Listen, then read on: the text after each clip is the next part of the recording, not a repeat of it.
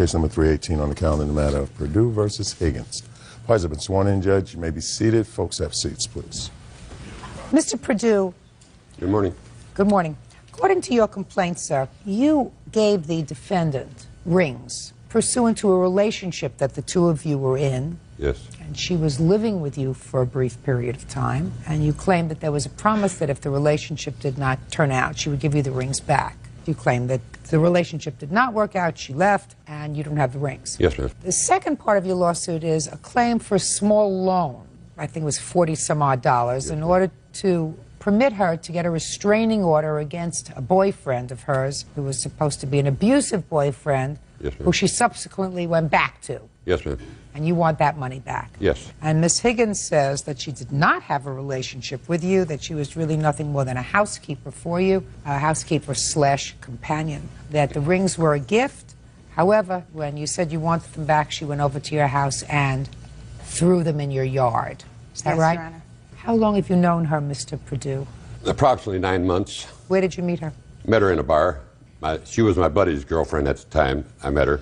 And before the night was over, she was sucking my fingers and everything, wanting to... Your Honor, that's a lie. Listen to me. I don't want you to get into anything that I don't have to hear in order to make this lawsuit. Do you understand? There are certain things that I don't have to hear graphically. She was making advances towards you. Is that right? Yes, ma'am. Okay, go ahead. Okay. Within a week, she had broke up with this guy, and she called me and wanted me to move her out of there and move her into my house. How did she get your home telephone number? Oh, I was more than anxious. I mean, I was a willing party at the time. Okay, You know, go ahead. I was impressed with her, and she was a hot number in my book. But within a week, she'd moved into my house. I tried to, lead a normal life and everything, but she just didn't have it in her. 3 days or so, and she'd be gone all night. Then she'd come back in the morning, smelling like a billy goat, and I'd kick her out, and then the telephone calls would come back again, and we're back in another relationship again.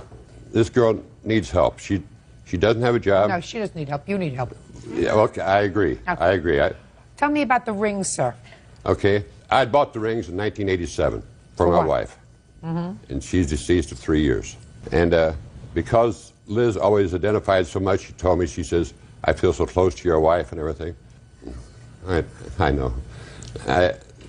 Yes, I give her my rings. And I told her at the time I gave them to her, because we had such a rocky relationship, we've been together and kicked her out several times. I've had the police drag her out from the door. Anyway, when I gave them to her, I says, because these rings mean so much to me, if this doesn't work out, I have to have the rings back. She agreed. We were engaged 3 days. You mean when you gave her the rings, you thought that they were given as an engagement? Yes, ma'am. Well, did you ask her to marry you? Yes, ma'am. What did you say to her? I said, Liz, will you marry me? She says, yes. To me, that was a contract. 3 days later, she stayed out all night. I presume now it was with Ken. This is the boyfriend? Yes, ma'am. Go ahead. This was the one at the $42 is about. But where was I now? You were giving her the rings that were so sentimentally valid for you because you had bought them for your deceased wife in 1987, and you gave them to somebody who came home every third night smelling like a billy goat. Yes, ma'am. Okay. That's where you were. She just 3 days we were engaged. She goes out that night, spends out all night long. I don't know where she was or anything. I broke off the engagement. I'm driving her back to her mother's house. And she says, Bill, please let me have the rings for a couple of days. I says, why do you want the rings? She says, I want to save face in front of my family, my wife, my mother, and my kids. I says, okay, but I've got to have them back. When I went to get them back, she absolutely refused. Okay. And then she's going to tell me that when you said, give me the rings, I want the rings, I want the rings, she came over to your house and you threw them in the yard. Is that right? What happened was he had started driving by my house and calling all the time. And one day he came over and all I had on was a T-shirt. He came in and he tried to hug me and he grabbed my breasts. At the time, would you get to the rings, please? Okay, I was with Ken. Okay. Good for you. Would you get to the rings, please? This is what he said. He said, I want you to prove that you're done with Bill Purdue officially, okay? So we got in his van, he drove, we drove by, and I threw the rings in his yard and called to let him know that they were there. You're an idiot. All right. Strike you. Strike you. Now, let me go through this with you, Mr. Purdue. She told you at some point in between her going out in the evening that she had to get a restraining order against him. Is that right? Yes, ma'am. And what did you say to her? I went with her down to the town court. We did file a temporary restraining order. I gave her the money. She filed it. A month later, you go back and make it permanent in front of a judge. But the night before, we'd gone out for a couple of drinks, and she started a fight for no reason. I've got no idea why she's so mad, but she's starting to fight. So I says, you got to fight? I said, I don't care. But she said, okay, I'm going to court tomorrow by myself. Your Honor, there was no argument. I found out that she went to court. As soon as Ken walked in, they went outside for a long time. She came back in and dropped charges on that very day. Fine, that still doesn't make this alone, sir. Mr. Perdue. It doesn't make it alone. She asked me for the money. Your Honor, So he told me he was giving me the money. Miss Higgins, don't interrupt me. That doesn't make it a loan, Mr. Perdue. She asked you for the money. You gave her the money. Yes, ma'am. That's a gift. That's not a loan. So let's just deal with the rings. All right. Now, Miss Higgins, I want you to tell me your version of the rings. Okay, he had bought these rings. Okay, they were sitting in his house. Okay, in a box. Finally, one night he comes and he says, he looks right at me and he says, Liz, I know, and these are exact words, I know that you're probably never going to marry me, but I bought these for you. They're your rings. I took the rings. It's that simple. So you were really nothing more than a housekeeper for him. He and I... Shh. That's what you say in your answer. That you took care of the house, you cleaned up, you cooked, and you were a companion. Is that right? Yes, Your Honor. So it was a job. It wasn't necessarily a job. I mean, we were both benefiting from it. I was staying there and taking a break from my house, and my mom's handicapped, and I take care of her. So I was taking a break from that. And he was benefiting by eating and having his house cleaned. So that it was a barter arrangement, but still a job. You got free room and board, and he got his house cleaned. Right. And his refrigerator replenished with cooked food. That's right, Your Honor. I bought the groceries. Shh. Then can you explain to me why he would say to an employee, you're probably never going to marry me, but I bought these rings for you? Because so you answered that's the reason I left, Your Honor, because he started getting obsessive. And at one point in time, he started referring himself to me as Daddy. Okay, let me ask you this question, Miss Higgins. Do you believe that if you hadn't taken the rings and encouraged a relationship, if I believe your story, you say, no, I'm not, Mr. Perdue, I'm not taking these rings from you because you're right, I'm not going to marry you, I am your housekeeper. Do you think that he would have become obsessive? He was already, before we had lived together prior to this, he had already become obsessive. See, he and I stayed with him for a while before. When he was telling you that he met me through a boyfriend I had at the time, yes. Okay? And I would invite him over at that time to cook meals for him, okay? Because I knew his wife had just died. I had heard all kinds of different things about him. Okay.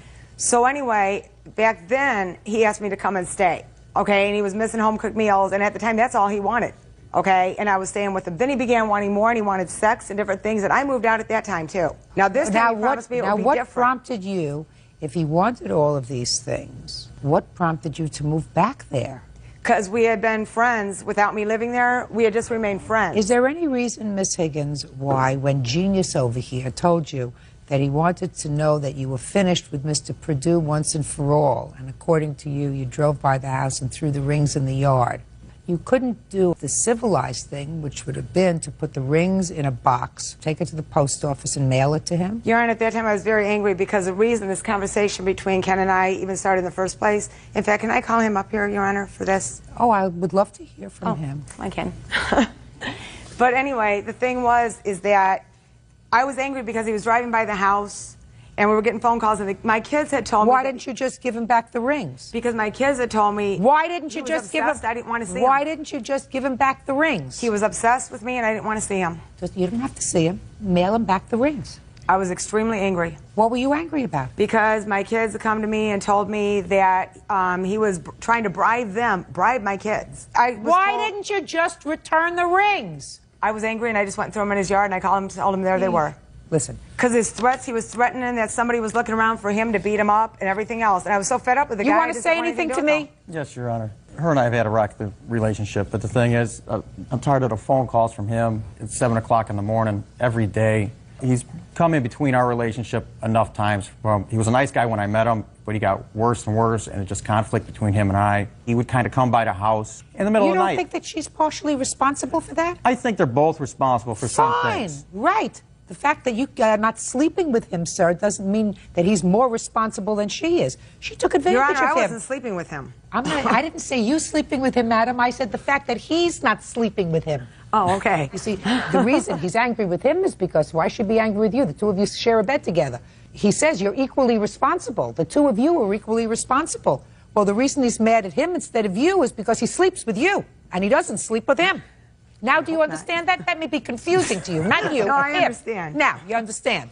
All right? So, they're equally responsible, but not really. She's more responsible. You want me to tell you why? Is your name Ken? Yes, ma'am. Ken. Judge. There's no fool like an old fool. He's an old fool. Do you understand? Yes, I do. Got a younger woman, makes him feel younger, makes him feel stronger, gets a little obsessive. She encourages him a little bit.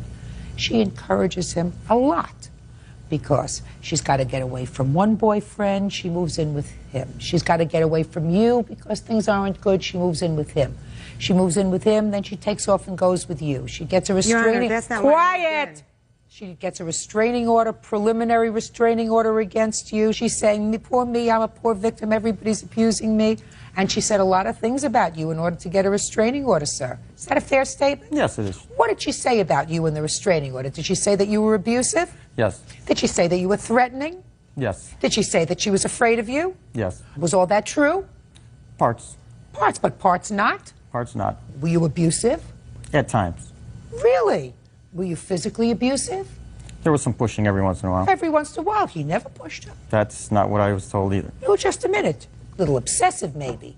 But didn't do half the things to her that you did. And then she made up some stuff along the way, according to you, when she made out that report, right? I'd assume so. What do you mean you assume so? You got a copy of it, sir. You read it, right? That's why you showed up in the courthouse that day. And when you saw it, Ken, did you say to yourself, she's lying about some of this stuff? She's a liar? Well, see, I didn't ask her any questions. I had no contact. Did you say to yourself, she's a liar? I In never parts did of that. it. On some of the stuff you Yeah. did, right? So here we have two people on one side, and you now tell me that she's a liar. I don't say fully A liar! If you lie, any way if you'd you like to put it, Your swear Honor. to an application for a protective order under penalties of perjury, and you lie, that makes you a liar. Yes. Right. Judge Judy continues in a moment. And later today, She threatened my mother. She threatened all of my friends. She threatened to put antifreeze in my dog's food bowl. You have to stop. I have Do you understand? Yes, ma'am. You have to stop. real cases, real people. Judge Judy. Bill Perdue says ex-fiancée Elizabeth Higgins owes for the cost of 2 heirloom rings. Elizabeth says she threw the rings into his front yard. Listen to me. Yes, ma'am.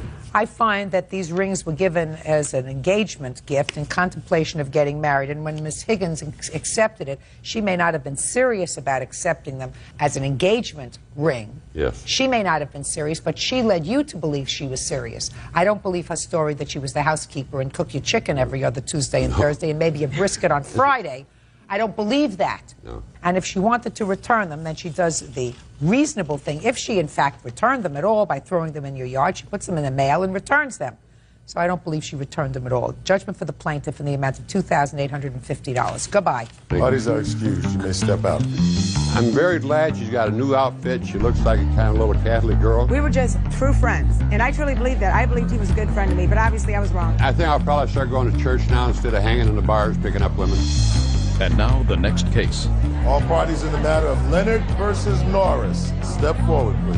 23-year-old bartender Amanda Leonard is suing her boyfriend's estranged wife, 22-year-old market research analyst Jennifer Norris, for harassment. Miss Leonard, you are in the process of dating the defendant's present husband, soon to be her ex-husband, and it is your claim that the defendant has been harassing you. 30 seconds or less. Tell me how she's harassing you. Yes, ma'am. It started a long time ago. After they broke up, she cheated on her husband and moved to Reno before we ever started dating. I have a tape. I have an audio tape of the very last message she left me after I had told her that I had already made a police report on her. She's Fine, I'll hear it. You good for nothing, lady. You think I'm not gonna hit your on here? You got me up. You're stupid. I'll help you take this cop. Do it. I would love it. You big tramp. Why did you say such nasty things to her, Miss Norris? And that's I know I made these these harassing calls, and I know it was wrong. Then why didn't you acknowledge that when you filed your answer in this case, Ms. I was Norris? very, very angry. Why were you angry? She was my friend, and I kept telling her, you know, I feel like Travis is cheating on me. I feel like something's going on with somebody else. And I never told her that I thought it was her because I didn't want to make her feel awkward, you know. And then it was her. And they had been together for, in my mind, I'm thinking about a year that they were messing around. And he kept telling me, no, I'm just selling drugs to her because he's, you know, they are drug addicts and stuff. And I was very angry because I thought she was my friend. And I realized that that was the wrong thing to do, was call and make those things. When was the last time you made a harassing call to her? I don't even remember the last time. When was the last time? This last message was made on the 31st, I believe, of September. Of this year? Yes. No. Yes. No. I live in Reno, Nevada. I have no reason, you know, I live 3 states away. Doesn't make any difference. Phones reach 3 states away. I didn't call her. I mean, that's fine if, you know, that's what they're saying. You have to stop. I have. Do you understand? Yes, ma'am. You have to stop. Yes, ma'am. It's finished. Yes, I realize that. Over. I realize that. What else? She also threatened my family. She threatened my mother. She threatened all of my friends. She threatened to put antifreeze in my dog's food bowl. She threatened to key my car and slash my tires. Did she do any of those things? She didn't do any of those things. Good. And she's not going to do any of those things, so she's not going to call you anymore. So I want you to be happy in your new life. I am. She's not going to bother you anymore. You don't bother her anymore. They're going to get a divorce when? January 17th. But I have a question. We are not legally separated. There's no paperwork. And I can call over there to speak to my husband. No, I have don't the call. right to. Listen to me. What do you want to talk to him about? Do you A have children? divorce. Just a minute. Do you have children together? No. Do you have a lawyer? Yes, I do. Then whatever you want to say to him, you say through your lawyer. I just want the divorce done, and they won't Just listen help to me. Who won't help you? They won't, like, go do anything. They won't go file the papers, nothing. And I'm like, I live in Nevada, so I have to wait. In January, it'll be 6 months I've been there, so I will have residency so I can get a divorce there. Fine, Miss Norris. And that's what you do. That's what I'm trying Listen to to do. me. She would probably like you to have a divorce. I'm speaking. She would probably like you to have a divorce. He's not so anxious. He's not so anxious because she wants to get married, right? Well, eventually, hopefully. You say eventually, hopefully. She would like to get married tomorrow. Are you talking to me? No, I'm not talking to you. About me, though? Sort of. Sort of. But I didn't require an answer because I wasn't talking to you. In any event, Miss Norris, in January, which is right around the corner, you are going to be able to get a divorce whether they are cooperative or not. Don't call him. That's holding on to something that doesn't exist anymore. Move on. I have definitely moved on. Goodbye. Now, this is case number 196 on the calendar in the matter of Kleiser versus Stewart. Kleiser has been sworn in, Judge. You may be seated. Folks, have seats. Thanks, Bert. Mr. Kleiser, you and the defendant were engaged to be married.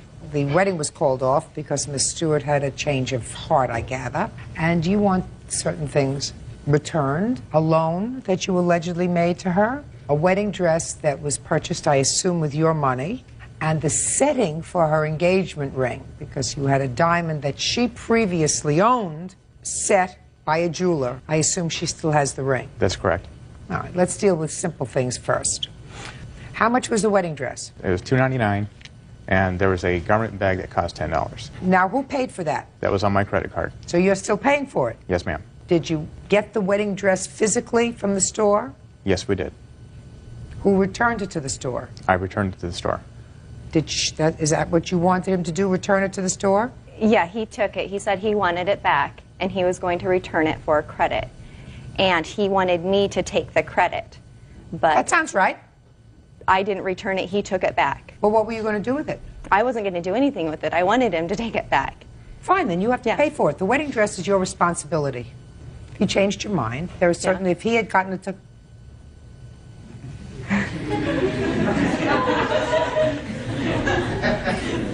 If he had gotten a tuxedo for the wedding, and he called off the wedding, and the tuxedo was put on your credit card, do you think that it would have been right, would be right for you to pay for his tuxedo? Well, if I kept the dress, I could understand that I would need to No, pay you're not for going to it. keep the dress. You're going to get a credit. So the next time you decide to get married, you can go and buy a new dress and pick out a new dress at the same place where you picked out this dress. Okay, but I Do you have understand? no, You I have have no no what? plans to get married, so I Well, I don't want to explain need it. something to you. Does the place that make wedding dresses also make tuxedos? I don't know. What do you mean you don't know? Don't be coy with me. They make wedding dresses and bridesmaids dresses and mother of the bride's dresses. So the likelihood of him getting married in a bridal dress are much less likely than you're getting married again and choosing another wedding dress. That be reasonable? You owe him $309. Now, let's take care of the setting on the ring. She used her own diamond. Is there any reason why you didn't buy her a diamond? She offered to put it into a wedding band. That way it would save some money. Fine. Well, that sounds like a very good idea. And you paid how much for that? $250 for the ring. And then for the labor to set it, it was $50. Where's the ring? I didn't bring it with me. Fine. This is what I want you to do. Take the diamond out of the ring and give him back the gold in 5 days. You owe him $309. I'm taking off $25 because the most somebody's going to charge you to take out the stone is $25. Okay. Now, so then do I get that credit for the bridal store, the $300 credit? Oh, yeah, he's going to give you the credit. You understand that? Yes, ma'am. You have it with you? I have it right here. Perfect. Give it to her. There it is. So now we're easy with that. Take care of those two things. Wedding dress and setting. Now let's get to the loan. Talk to me. She had asked me to put a computer on my credit card. The credit card was Best Buy. They had a no-interest Were you finance. living together or just... We were just dating at the time. Okay, go ahead. There was also a camera put on the same thing. She didn't have the credit herself, so I put it all on the Camera same. for? She wanted a Canon camera. It was also with no interest financing. It was something she wanted. So I put everything on the credit card, and we had agreed on a certain amount to pay off every month. No, tell me about it. Agreement was... Look at me. Every month, she would make payments basically on the 15th of each month. The total amount would be about $130. She made one payment in March.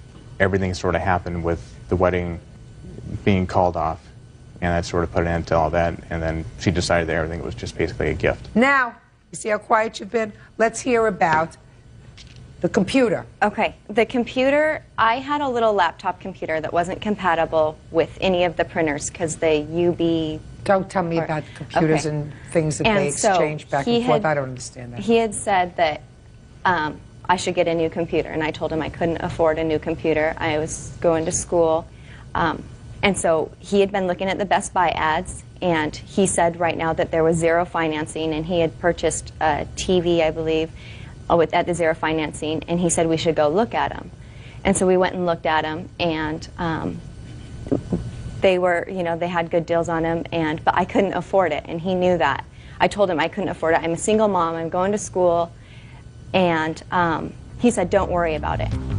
Judge Judy continues in a moment. Maybe she doesn't want your ring. That's up to her. Oh, no, it's up to me. That's why you brought me the case. And later today, the phone rings, and I pick it up, and she goes, well, I was just letting you know that if you call my woman again, I'm going to F you up. And it was her girlfriend, Tony, calling. Real cases, real people. Judge Judy. Keith Kleiser says ex-fiancée Katara Stewart owes for her engagement ring, wedding dress, and an unpaid loan. What about the camera? I needed a camera for a photography class that we were doing, and he had brought that home to his house and gave it to me as a gift. He handed it in the box, and he said, he gave it to me and said, have fun with this. Did you pick out the camera? No, I was not with him when he got the camera. He brought it. I was waiting at his house. Now, what's this $118 payment that you made to him? That was actually for insurance because I was borrowing his car, and I told him that I would make the insurance payment, and that was an insurance payment. It wasn't any payment for a computer or camera. It was for He wants to show me something that's different. Let me see. What you have, sir? I've got a breakdown of everything, how it became, what the payment was. The camera was included. All right, all I want to see is it. I don't want to see what you wrote out here. I thought you had a. There is I thought you had a check there for it. That is my check. When was the stuff purchased? March 3rd? March 3rd. Both the computer and the camera were purchased on March 3rd? The camera was purchased in January. It was originally intended to be a gift. She told me that she couldn't accept a gift of this magnitude. It was just too much, and she wanted to make payments. Ah! Get a life. Give that back to him. Give it back to him, Bird. Just cooked his own goose. All right, so the camera was in January, and it was originally purchased as a gift, but then she said, I can't take it because it's too expensive a gift. Is that what you're telling me? That is correct. Sir, get a life. Get a life. You lie once, you don't get a second chance. You're getting back the setting for your ring and $284. You've given her the credit for $309, which she now has. Okay? But you are entitled to that money so that you can put it back into your bank and you can pay off your credit card bill. But I've deducted $25 from that wedding dress so that she can go to a jeweler and have the jeweler take out the stone and return the setting to you so that you can go and sell the gold. Do you understand what I've done? There's no need to do that. Why? Really, to take the diamond out of a ring, there's really no point in doing that. It does me no good. Well, what did you want? You're not entitled to have her pay you for it. I don't want to have her take a ring completely apart and have no use for it, because I don't have use Maybe for she it. doesn't want your ring. That's up to her. Oh, no, it's up to me. That's why you brought me the case. That's up to So you. you're going to get $284. $309 less $25. That's judgment for the plaintiff. With regard to the other things, I find they were, in fact, gifts. That's all. Parties are excused. You may step out. He was very unreasonable about trying to settle anything. I had a buyer for the computer. I was all set to go. She refused to give it back. When people get hurt, you know, you can't try and get money back. It didn't have to go this far. It really didn't. It just wasn't there to get married. And now the next case. All parties in the matter of Gladue versus Culpepper Sedgwick. Step forward, please. Administrative Assistant Heidi Gladue is suing her former friends, 23-year-old customer service rep Michelle Culpepper and 19-year-old customer service rep Wayne Sedgwick for trashing her belongings. Miss Gladue, for some reason, you were living with the defendants for a brief period of time with your daughter. This didn't work out. They asked you to leave. Is that right? That's correct. And you left, but when you left a lot of your property there. And it is your claim that at some point they took your property and threw it in the dumpster. Yes, ma'am. So you want them to pay you the value of the property that you claim they disposed of. Yes, ma'am. The defendants say they gave you plenty of opportunity to get your stuff out. They had no obligation to keep it. And finally, when you didn't come pick it up, they disposed of it. Correct? Yes. All right. Now, how did it come about that you and your daughter went to live with them? I was going through some personal problems at the time, and Michelle and I had become really good friends, and I told her I had to move out of my apartment, and she said, well, you can come stay with me, your daughter, and you can come stay with us. You don't have to worry about anything, you know, just come and stay with us for a little while until you get up and off on your feet again. That sounds like a very nice thing. She sounds like a lovely person. Mm-hmm. And so when did you move in with them? It was the first weekend of July. Okay. You moved with your daughter. Did you come with any furniture or just your personality? Everything that I owned that was in my two-bedroom apartment went with me. I had told Michelle beforehand. You mean she had no furniture? Well, she had furniture in her house too, but we had one of the rooms of the apartment that she was staying at, so most of my stuff went in there, and then in the kitchen where they did not have a table and stuff, that's where my couch went. They're really nice people. Okay, what happened? There was a misunderstanding one day where we were, according to Michelle, inconsiderate of her feelings. Like? Well, her mom was missing one morning, and nobody could find her. And Wayne, Lois, and I were sitting in the living room. And Who's to kind of Wayne? lighten the mood. Who's Wayne? Wayne is the other defendant. To lighten the mood, Wayne and I decided to tell Lois about this incident the night before that Michelle had bent over to pick up something and kind of fell, and we were kind of laughing about it. And she felt that we were being insensitive to the fact that her mother was missing.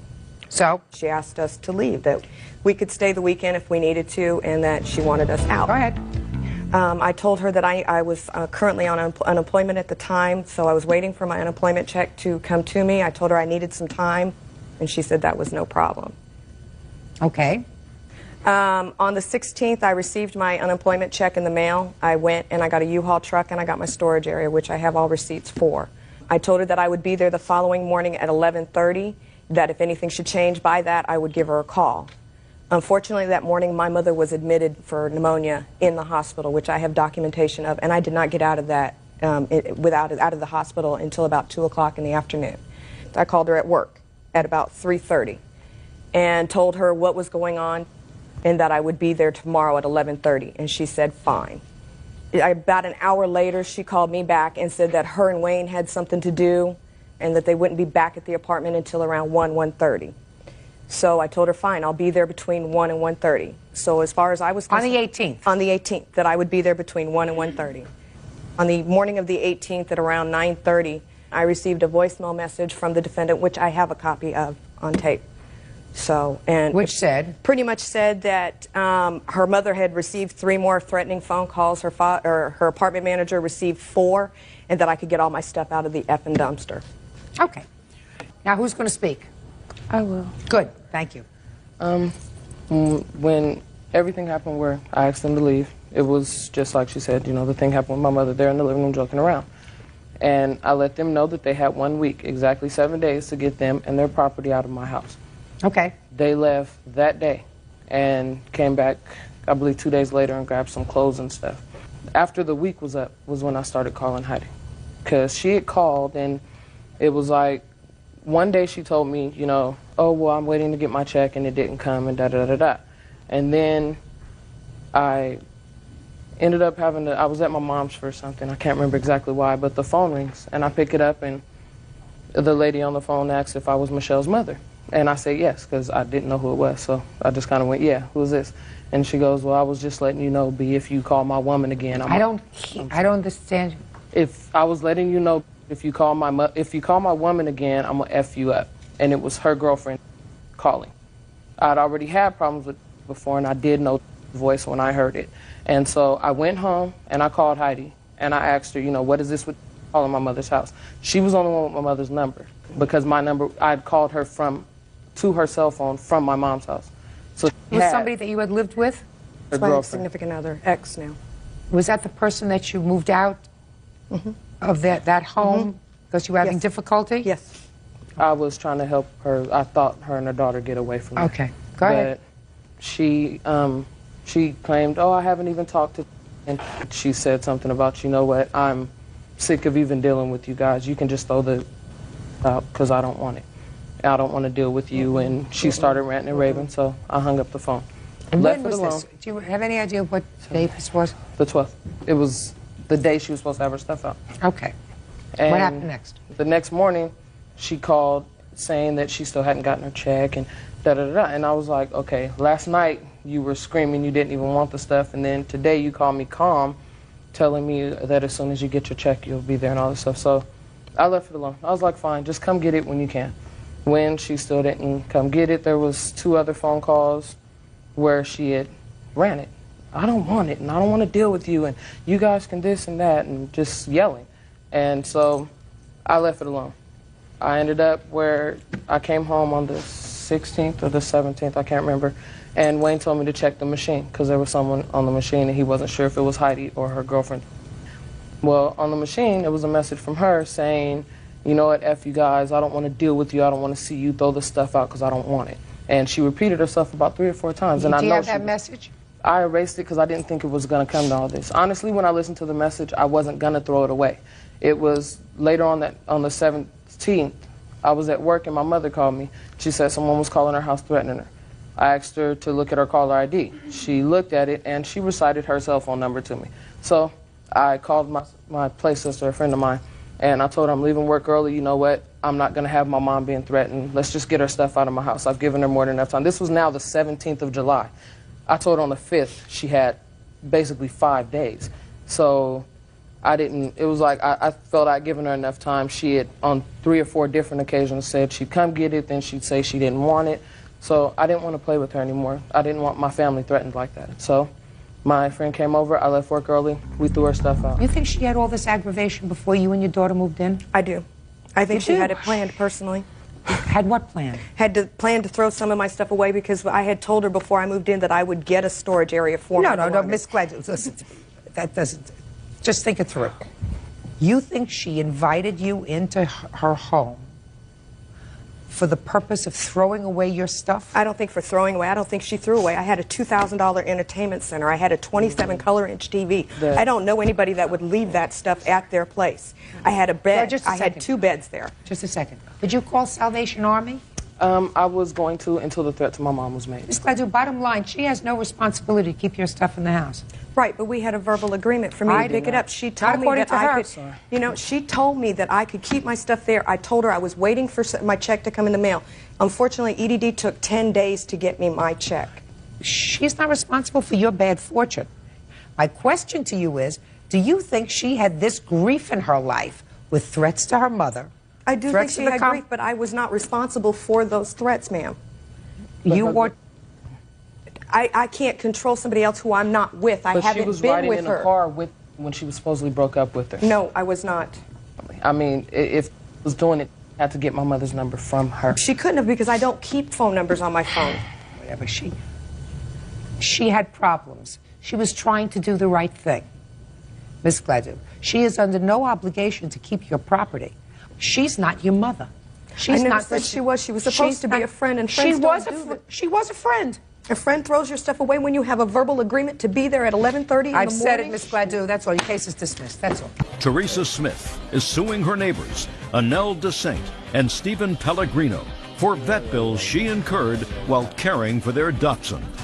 Miss Smith, you and the defendants were neighbors? Yes, ma'am. And there came a time that you made an agreement with the defendants to doggy sit for their dog while they were going away on vacation. However, the dog got sick and you took the dog to the vet. And the dog required some serious intervention, which the vet did. And Mr. Sent and Mr. Pellegrino refused to pay the vet bill. They say that they did not authorize you to take their dog to the vet. The dog was that sick. They should have put the dog down, right? Yes. You paid the vet bill.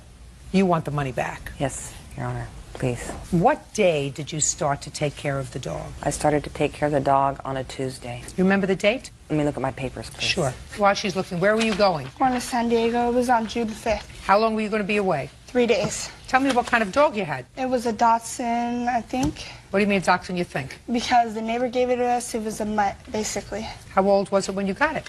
We don't know. We got it from our neighbor, and they gave us a couple of dogs because, I don't know, we just took it for the kids. Whose kids? Our kids. How many children do you have? 2. How old are they?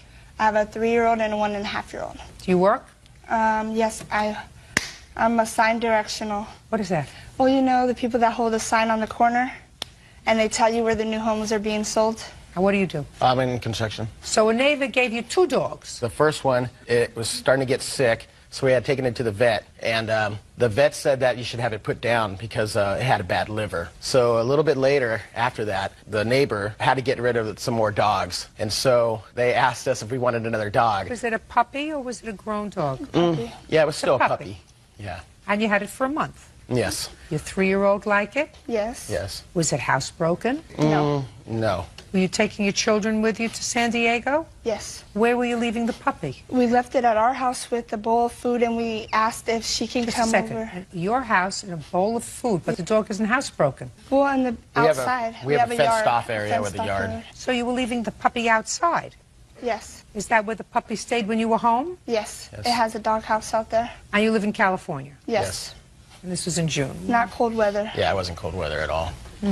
So what happened, Miss Smith? So I went over to take care of the dog. The first day I got there, its water dish was basically just the cup off the top of a thermos, and it was completely dry. So I filled it up, and the dog drank like it had had water in almost days. And it just drank and drank and drank and drank, and it didn't touch its food. I went back that evening. I bought another water dish for it and made sure it had plenty of water. It still didn't touch its food. This went on until Thursday. It never touched its food. I even went over there one day and I even put down a can of canned dog food because usually because it's stinky, a dog will eat it. And he didn't touch it. By the time I went back that evening, it was just a dried, hard lump. So Thursday, I was able to go over and I thought, okay, maybe he's just lonely, missing the family, so I'll spend some time with him. And he just drug himself out where he was sleeping, and you could see all of his bones by then, and his nose was dry and warm. Okay. So what did you do when you saw the dog in that condition? Well, when I saw the dog that was that sick, I thought, this dog is going to die. And before they had left, I had asked them, before you leave, do you have an emergency phone number? And they refused to give me one because they just Well, they didn't give you one. Right. They didn't refuse. They just didn't give you one. Right. Okay, go ahead. So I took the dog to the vet, so horribly sick. You have the vet report? Yes, ma'am. May I see it, please? Can I say something? Sure. How can the dogs be in bones within 3 days that we were gone? I don't know. I'm not an expert. I'm going to read what the expert says. Okay. Well, the vet said your dog is very dehydrated and lethargic, raspy, lung sounds bilateral, parvo. Dog had parvo. That's a very serious diagnosis. That's how the dog would get sick, so skinny so fast, it would be throwing up. That's a very serious diagnosis. That's how it got so sick. That should answer your question. On what date did you get home? On the 8th. And she told you that the dog was in the... Well, there was a note on our door. That the dog was in intensive care. So what did you do? I called her, and she told me the dog was in intensive care, and basically it was going to cost like a lot of money to keep it there every day, so we called the pound. And we told them, well, is there any way we can take the dog off life support because we cannot afford this? As bad as it seems, we would probably have utilized it. But they told us we couldn't get the dog out of the pet shelter because they didn't have no paperwork that it was our dog. They only had paperwork from her. And we called her, and I told her, well, we were going to have to utilize the dog. And she didn't answer or say anything about it. So then we called the pound again, and we told them, well, is there any way we can get this dog? And then they said Teresa already picked the dog up. And then we haven't heard from her for around 6 months. We haven't talked to her. Just a second. The dog got sick before you came home. And it wasn't as a result of any negligence on her part. The dog had parvo. What would you expect her to do? Well, she already knew that we didn't have money. No, not what she knew, not what she surmised. What would a reasonable person, under the circumstances, be expected to do when a dog that's left in their care is clearly violently ill and they can't get in touch with the dog's owner? What would you expect them to do? Yeah, I understand that. She had no number to reach us. The thing was that when the dog was released, we tried to get a hold of him and maybe put the bill under our name so we could pay payments on that dog. And we couldn't get a hold of her. Your wife just told me you wanted to put the dog in the pound to have it put down. Well, That's what your wife told me. At this point, I really didn't want to hassle with my neighbors. You know, hassle with the neighbor. So I kind of wanted to say, okay, the dog's already in the pound. What is done is done. She was just trying to be a good neighbor by taking care of the dog, you know, and taking it there. If it got sick, I would have took someone else's dog to the pound. Absolutely right. To the vet also. The thing was, when the dog was released, she had never contacted us and not returned our dog to us and said, here's a bill, can you pay this bill?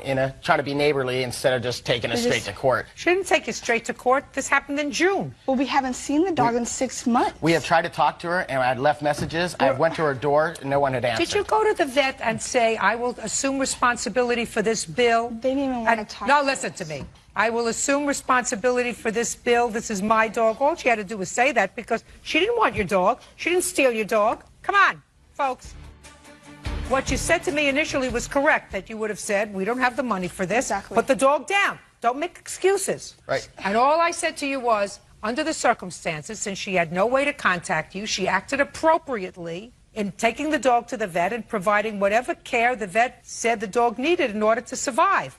Because otherwise, you would be standing on that side, and you know what you'd be telling me? My children loved the dog, and she didn't take good care of it, and we would have paid the vet bill. She should have taken the dog to the vet. Instead, she let the dog die. We would not have. No? I would have, if she would have came to me with a vet bill, I would have taken care of that vet bill. Well, good. She came to you with a vet bill now. But she Judgment never for the returned our plaintiff an dog amount to of us. $550. That's all. Step out. Thank you, Your Honor. Step out. She would have definitely paid for that bill. I had contacted him. I told him the dog was in the vet. And I would have definitely got my dog back. And he responded, if I had been here, I would have let the dog... Mrs. Kennedy, this is your former husband, and it is your claim that he owes you some money for some bills that came up after your divorce papers had been filed and therefore were not resolved in the judgment of divorce. That is correct. That's pretty much your claim. Your husband says that these bills that you're asking for are petty, that he took care of the home and the children for 4 months after you left with absolutely no support from you, and the least you could do is pay for the electric. That's correct. When did the two of you separate? We separated in August of 2005. And I gather from what Mr. Kennedy says that you left the home. I didn't leave the home until the sale of the home, which was in April of 2006. In August 2005, were you living together? Yes. In September of 2005, were you living together? Correct. Mr. Kennedy, you said your wife left. When did she leave? April 2006. When she left in April of 2006, where were the children? With me. For how long? Until July, I believe it was 19th of 2006. And where were you? I had moved to a different residence approximately 4 blocks away with my 2 oldest children from a previous relationship. And you were there with the 4 children? 3. 3. How old were they? Now they're 13, 9, and 7. And who do they live with now? They live with Carrie now. Is that by agreement? Yes, And you pay child support? I do. How much? Roughly $600 a month. Is that correct? That is correct. However, Your Honor, he wasn't paying child support until ordered by a judge and until his wages were garnished. For almost a year and a half, he did not pay child support. Is that right, sir? Correct. I wasn't working at the time. I don't care. That's irrelevant to me. And I'm sure it was irrelevant to the court that you weren't working. Why weren't you working? I guess I just couldn't find a job. When you have 3 children, you find a job. You're an intelligent man, you know that. Okay, so then I'm less sympathetic with you, Mr. Kennedy. You see, I was getting sympathetic because if Mrs. Kennedy leaves and she leaves you with 3 children and she sends you no child support, I sort of feel as if $1,100 is for those circumstances. But if you didn't pay any child support for over a year because you decided not to work, that's a lot longer than 3.5 months. Correct, but I would pick up the children throughout the week, provide for them what I could. When I had a job, I'd give her half of whatever I made. And you mean at the times when you weren't providing them with support and she was taking care of 5 children, she was supposed to say to the kids, we're not eating lunch today because Dad's not working and whatever I do. Do you work? I do work, Your Honor. What kind of work do you do? I work for a promotions department. I organize events through the county. Same job for how long? Almost a year and a half. Okay. When you left in April of 2006, according to your complaint, he was supposed to take the electric bill out of your name. Correct. Is that your agreement? That is correct. Well, that's what she's stuck with. She's stuck with that bill. That's what she's asking you for. Initially, it was supposed to come to me, and I had contacted the electric company, told them I'd have to make payments on that. That wasn't good enough for them, so they decided to tack it onto her bill at her new house. So then you owe, just a second, so you owe her that money. How much does he owe you for the electric? $699.99, and that's not exactly how it went.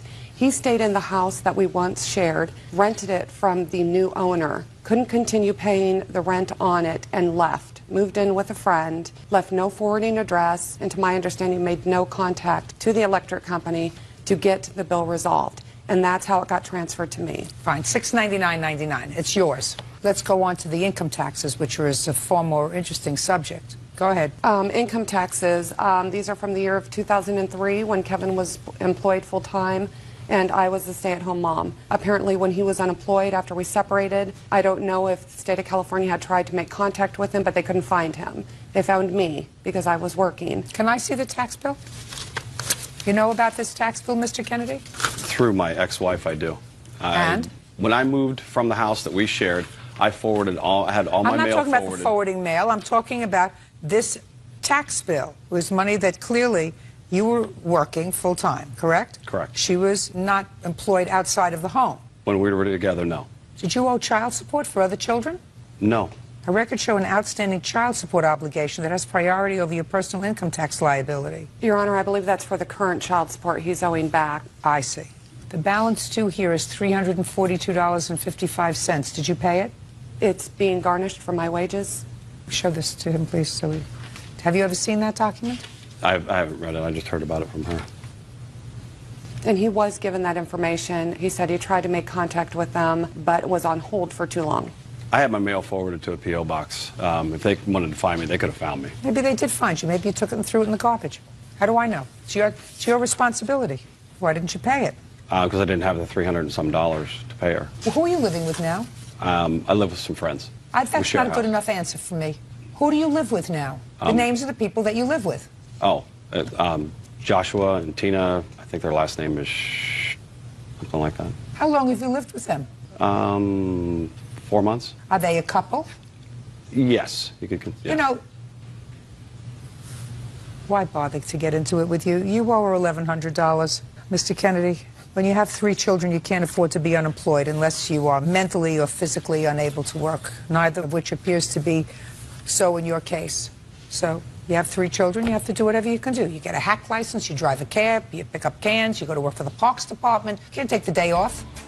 Judge Judy continues in a moment. Since July of 2006, he's lived with 5 different people. Sounds as if he's not doing too well. He's not, Your Honor. And later today, They signed a lease. They signed a lease that I was not aware of. What difference does it make? That was your agreement with her. She's not your mother's payment. Thick. Judge Judy. Carrie Kennedy says her ex-husband, Kevin Kennedy, owes for an electric bill, a cell phone bill, and for taxes from the state. Okay. Now, did you get half the money from the house that was sold? I did. How much did you get? I believe it was $32,000 or $36,000. And how much did you get? Approximately 20. 20. That's incorrect, Your Honor. It was split right down the middle. He got half, I got half. Why would she get more than you? I agreed to give her more than I got because she was moving into a new place. And she complained to me that splitting it right down the middle wouldn't be fair to her. Does that sound right? He would not allow me to take anything out of the home that we had in the house, except for any personal items. He kept the refrigerators, the computers, TVs, everything else. I didn't get any of that until I took possession of the children in July of 2006 because he had nowhere to move and had to move in with his girlfriend. Since July of 2006, he's lived with, I'm approximating 5 different people. Sounds as if he's not doing too well. He's not, Your Honor, and it's just incredibly sad that my oldest daughter has had to move back home with me to help me pay the bills. Judge for the plaintiff in the amount of $1,100. That's all. Thank you. Parties are excused. You may step out. This money has been long owed to me, and I'm just glad it's done and over with. I just hope there's no other bills that pop up that I have to be taken to court. Psychiatrist Dr. Howard Richmond says publishing consultant Susan Gilbert scammed him on a book deal. According to your complaint, Dr. Richmond, you retained Miss Gilbert's services because you were interested in publishing a book. That is correct. And she had, well, you had heard she had had some expertise in assisting people to get their works published. You gave her approximately $2,500, and it is your claim that she really defrauded you because she was not working solely in your best interest. You want not only your money back, but you want twice that amount of money as punitive damages. So I have a few questions before we get into this. Had you written a book? Yes, I did. And the subject? It was called The Healing Field, a story about myself, a psychiatrist, and one of my patients who was dying from anorexia. Only when I got out of the box of my traditional training did my patient start to heal. How long did it take you to do the book? About 5 years. And what brought you to Miss Gilbert? I was at a publishing event in 2003, and the defendant was one of many experts that presented that day, and she said that she could help me get my book published. How much was Miss Gilbert's fee? Her fee was $150 for an hour of coaching over the phone. And what kind of things did she coach you about? Well, she talked about having a branding, who I was going to. Told me about this fantastic opportunity to be a co-author in a book along with big names such as Dr. Phil, Deepak Chopra, and Wayne Dyer. And I would need to pay $5,000 to, under a tight deadline, write a chapter in the book. So then in October of 2004, I wrote a check for $5,000, sent it to the publisher, Linda, and then 2 weeks later... The publisher is not Linda. What's the name of the publisher of this book? Her name is Linda, and her corporate company, logo is Mentors Publishing House. Never heard of them. Neither had I. So what'd you write him a check for $5,000 for, Dr. Richmond? Well, at the time... Doctors are notoriously bad businessmen, sir. It was a good sale to be associated with these big-name authors. Yeah, but you got to do your own due diligence, Dr. Richmond. You know, if somebody said, I'm doing an ensemble work with Dr. Phil and some other notable people, you would think that this ensemble work would be published by somebody that you would heard of. Well, there was 2 other books, so they had a track record of putting out 2 books 2 books? Previously. Correct. In how many years? I'm not sure exactly. So in their whole history as a publishing house, all you knew of was 2 books they had published? Correct. But there were celebrities in the first 2 editions. Like who? Zig Ziglar. I never heard of Zig Ziglar. Donald Trump is in the 3rd edition. So it sounded really good. What 3rd edition? Well, this book that I was enticed to be a part of. Has it been published? It just came out in the last couple of weeks. Is that right? Yes. In fact, Judge Judy, would you like a copy of it? I've autographed I'd just like to look at it. I don't want a copy. I have enough to read.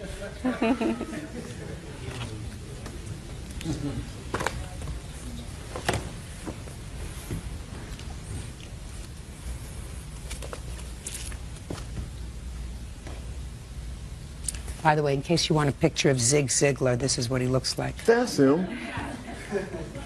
All right, so you sent $5,000 into this publisher. Go ahead, what happened? I wrote the chapter. Then in late January, early February 2005, there were some changes in the publication and a delay in when the book was coming out. I started to get uncomfortable with the changes that were happening. Like what changes? Instead of 40 authors, there was going to be 70 authors. Chuck Norris was going to be on the cover of the book. He's not in alignment with the work that I do. And then on February 7th, I discovered that the defendant, my coach, was not only getting compensation from me, but also from Linda, the publisher. In exchange for bringing people in, she would get to write the foreword and have her picture on the cover of the book. And that was in an email that I only discovered February 7th. She never disclosed this to me. I was shocked. My confidence in her began to evaporate. Did you have to pay $5,000 to get into this book? I did not. And the reason you didn't have to pay $5,000 to get into this book is because you brought other clients into the book? Right. The relationship. Just a second. Yes. My questions, your answers. Did you at any time tell Dr. Richmond that you were involved as a co-author in this project, but that you were being compensated in part for bringing in other prospective authors? Yes. When did you tell him that? At the inception of the discussion of whether he would come in or not, because one of the questions that they had was whose picture would be on the front, and at that time the publisher had offered that my picture would be in that larger space there on the cover. That doesn't answer my question. You can write a chapter, but if everybody who's writing a chapter pays $5,000 for your bringing in other authors, you were getting a free ride. My question is, did you tell that to Dr. Richmond? I did not state it in those words. Well, those are the words that you should have used, Ms. Gilbert. If I could clarify one thing for Judge Judy, though, the $5,000 fee is not a fee. You made a commitment to purchase 1,000 copies. There's no difference between buying 1,000 copies and paying $5,000 to get in, because it all goes to the publisher. They are at least assured of 1,000 copies, and if they get 70 authors to each contribute $5,000, that means that they have guaranteed themselves 70,000 copies of the book being sold, which guarantees them a spot on some list that says we've already sold 70,000 copies, and therefore you should read this book. That's sort of a no-brainer. It's right, marketing. Ms. Gilbert? Absolutely, it's marketing. So that wasn't explained to him, that the $5,000 is that you can get 1,000 copies of this book. You don't have 1,000 friends. What you're going to do is you're going to take pieces of your library. You put 500 in one house and 500 in another house, and some in the kitchen and some in the living room. I've written books, I know. I got stacks of them all over my house. Some were sold, some did. Listen to me. You had an obligation to tell him that you were also representing other people who were going to be contributing to this book, and in exchange for your cooperation in securing other people, which the publisher wanted, because I guarantee you, Dr. Phil didn't have to pay $5,000 to get into the book. Chuck Norris didn't have to pay $5,000 to get into the book. Nice-looking man. They don't know who he is. You got to pay the $5,000. It's marketing. It's marketing, and that's the point. All of the coaching calls that you have and I to had tell done. him. Can I say this for a second, Bert? Sure. Don't get too involved with it. Let's see. We have people like Dan Kennedy, Cynthia Bull, Brian Tracy, Carol Ann Hamilton. How many people did you represent here, Miss Gilbert? I represented 4 people. And did each of those people pay $5,000? Yes, they did. Okay, because they were not celebrities. Absolutely. Did each of those other 4 people know about the other people? I did not spell out everything as it's coming out in this courtroom, but Howard knew that I was inviting him in and I was inviting other people to participate, and I explained how it worked. You should have explained the whole piece to him. You left out some very important things. That doesn't take away the benefit that he would have received and all the things that we discussed. He's not a child, Miss Gilbert. You're right. He's not a child. So what you're supposed to do is, if he is retaining you in what I consider an almost quasi-fiduciary relationship, you don't treat him like a child. You give him all the facts and then let him make a judgment. Now, it might have been a wrong judgment for him not to participate in this book. He might have gotten his name in print, so at least he was a published author. But your responsibility to your client, if he was your primary client, was to make sure that he had all the facts. Now, did you get your book published? Not yet. You got a possibility? Of course. Good. Now, I don't necessarily think Miss Gilbert is dishonest. I think that she didn't realize who her master was. Her master was the person who had hired her to help him publish his book.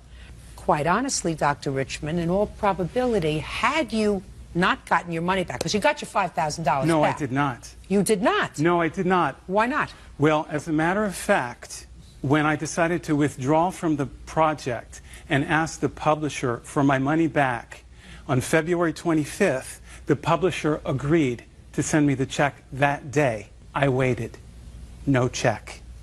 Then I discover my coach, my agent, told her directly not to give me my money back. How do you know that? I heard it verbally from the defendant, and also I have an email from the publisher that confirms the Can I see it? conversation.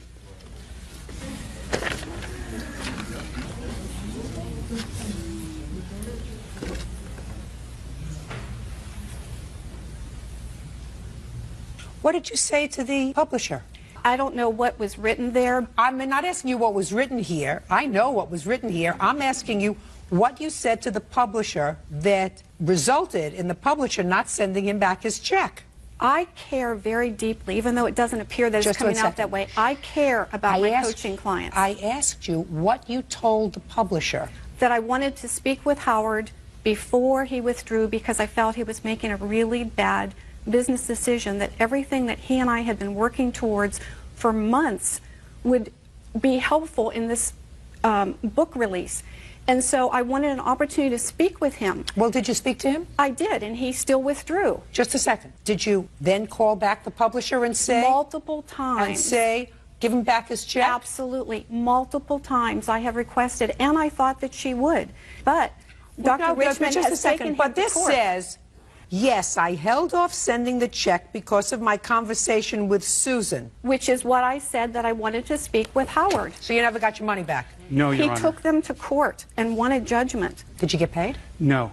When did you get your judgment? June 6th, and I have a copy of that if you would like to see it. I would. It's June 1st.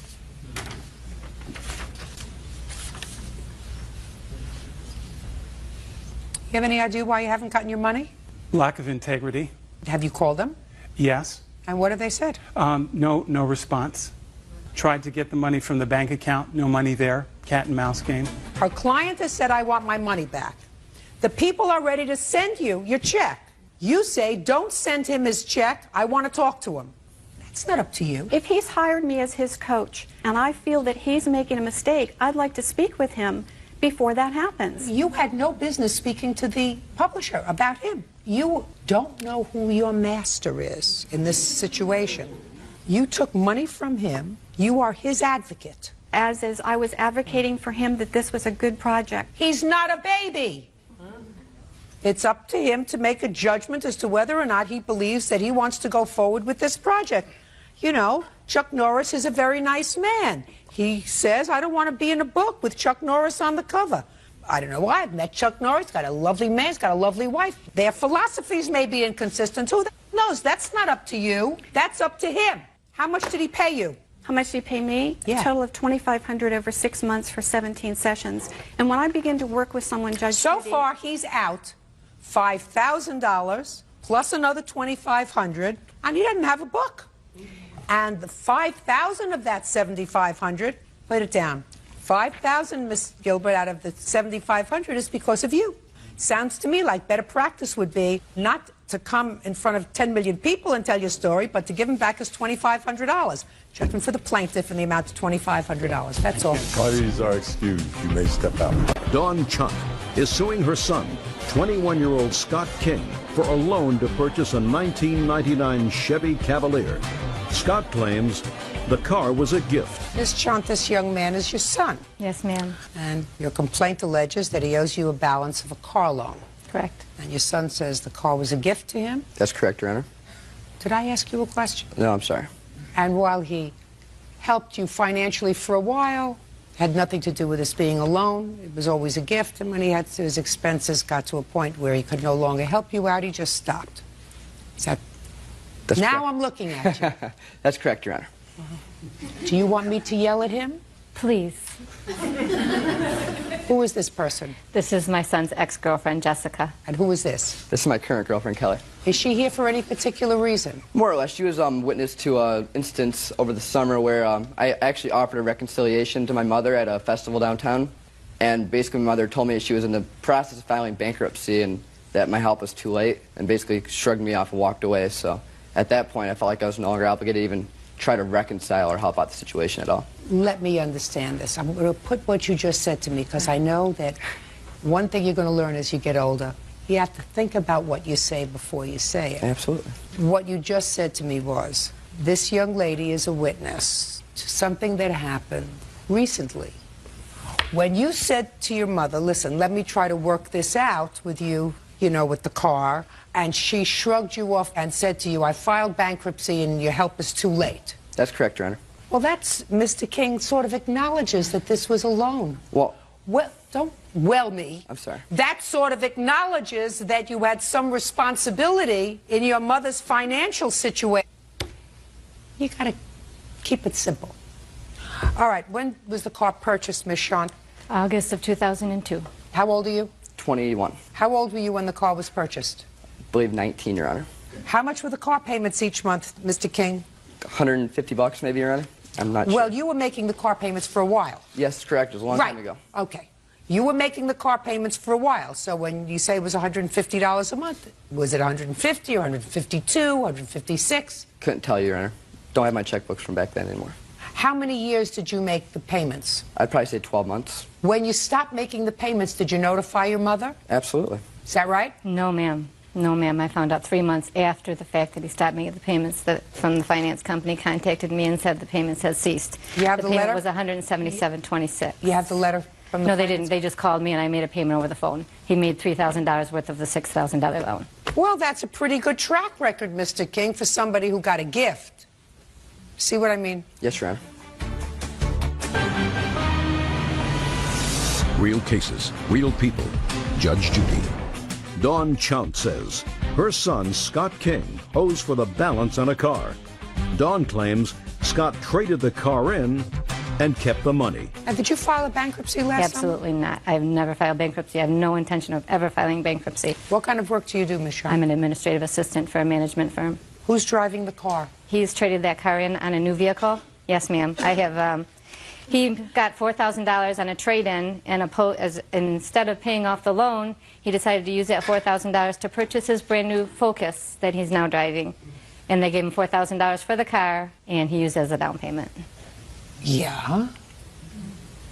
I mean, you're just going to stand there and look foolish? No, Your Honor. I mean, what do you want me to say about that? Yes, I traded the vehicle in. Well, if you traded the vehicle in, who did you expect to make the payments after you traded the vehicle in? When I was living rent-free, I had no issues helping out with the bills. I was working full-time, going to school full-time. Helping out with the bills is a different story, Mr. King. Helping out with the bills means, Mom, he has $200 or $300 for rent, or he has $100 a week for rent. That's a different helping out with the bills. You made the car payment directly. It was sporadically. It was, you know, a chunk here, a chunk there. Well, that's because you were young and stupid. That's not because that's the way people do business. I know that now, Your Honor. How much is left owing on the car? Approximately $3,000. Let me see. I'm sorry, $2,000 is my balance right now. Here's my current statement from the finance company showing the balance as of today. And I'm amazed that you traded this car in, that they let you trade the car in with a lien. Because it was a personal loan. May I say something, Your Honor? It was a personal loan? What do you mean it was a personal loan? It was a signature loan. There was no collateral. What do you want to say?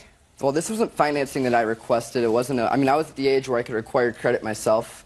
This is a loan that she got, and she acted sporadically like, let's do this now, let's get this now, you need this. I wasn't prepared to make this transaction, and it was basically thrown upon me out of need, out of necessity, from her standpoint, that we needed a better ride for me and Jessica to go to college and back and whatnot. And it happened within a day. We got the check in the mail, and the next day I had a car. It was like that quick.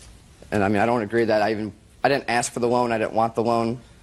I don't even consider it a loan. It wasn't something that I was part of at all. It was something that was thrown upon me, and now I felt like I was being held accountable, like it being dangled over my head from that point forward. After we got rid of my escort, I had no vehicle. So we had the Cavalier, and I was like, make the payment or you lose it.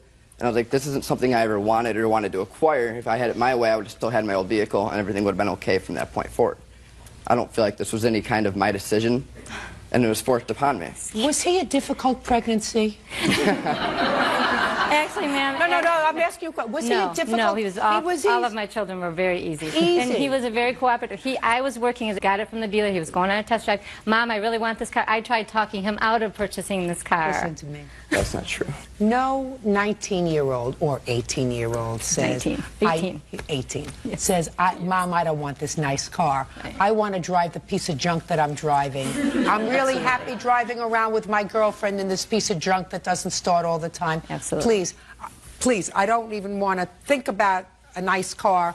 Being 18, I want to take the bus, take the train. With my, no, ma'am. That's how we want to go out. You wouldn't take a bus to school, to high school. No. I just want to know whether you had any clue in utero that he was going to develop into this. No, the last thing I want to do is be here against my son. I did, let me tell you. Excuse me? The last place I want to be is here with my son. I don't blame you. Yes, absolutely. I don't blame you. I just can't afford to make payments on something that is non-existent. Well, I think that he's got some nerve trading it in. That really suggests to me, I'm speaking. I'm sorry. That really suggests to me that he is really totally an amoral person.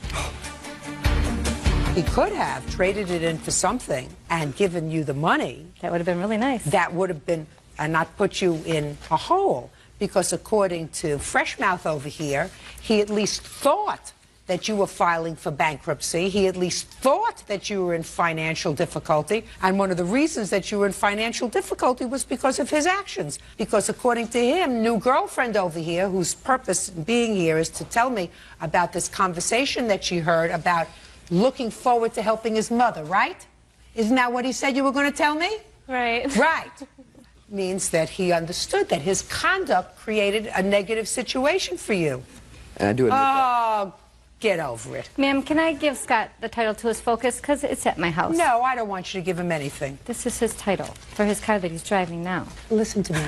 I don't want you to give him anything. Okay. He's got to understand what aggravation is. And if he doesn't have a title to the car that he's driving now because it came to your house, let him go to motor vehicles, fill out all the paperwork that he has a lost title, that the title never arrived, that he moved. He'll fill out an affidavit that he never got the title because he no longer lives in your house. Let him do something. Do you understand? I understand. He has to experience some pain. Judgment for the plaintiff in the amount of $3,000. Thank you, ma'am. That's all. Bridget Johnson claims ex-boyfriend Robert Jones owes for an assault and for funeral costs for their child. Robert claims the deceased child wasn't his. Miss Jones, according to the complaint that I've read, the defendant was your boyfriend. He became pregnant sometime in 2005. Yes. You broke up with the defendant and you were pregnant at the time. Yes. It is your claim that he assaulted you, and as a result of that assault, your baby was born prematurely and died. You want the defendant to pay for half of the baby's funeral expenses and damages for the assault. Yes. Mr. Jones says that you were the one who assaulted him, as a matter of fact, on the day that you broke up, that he never agreed to pay for the child's funeral expenses. As a matter of fact, he wasn't even positive that the child was his and told you that he had wanted a blood test before he assumed responsibility of the baby. That's your defense? Yes, it is. Okay. When did you become pregnant, Miss Johnson? I found out I was pregnant July 22nd. Of what year?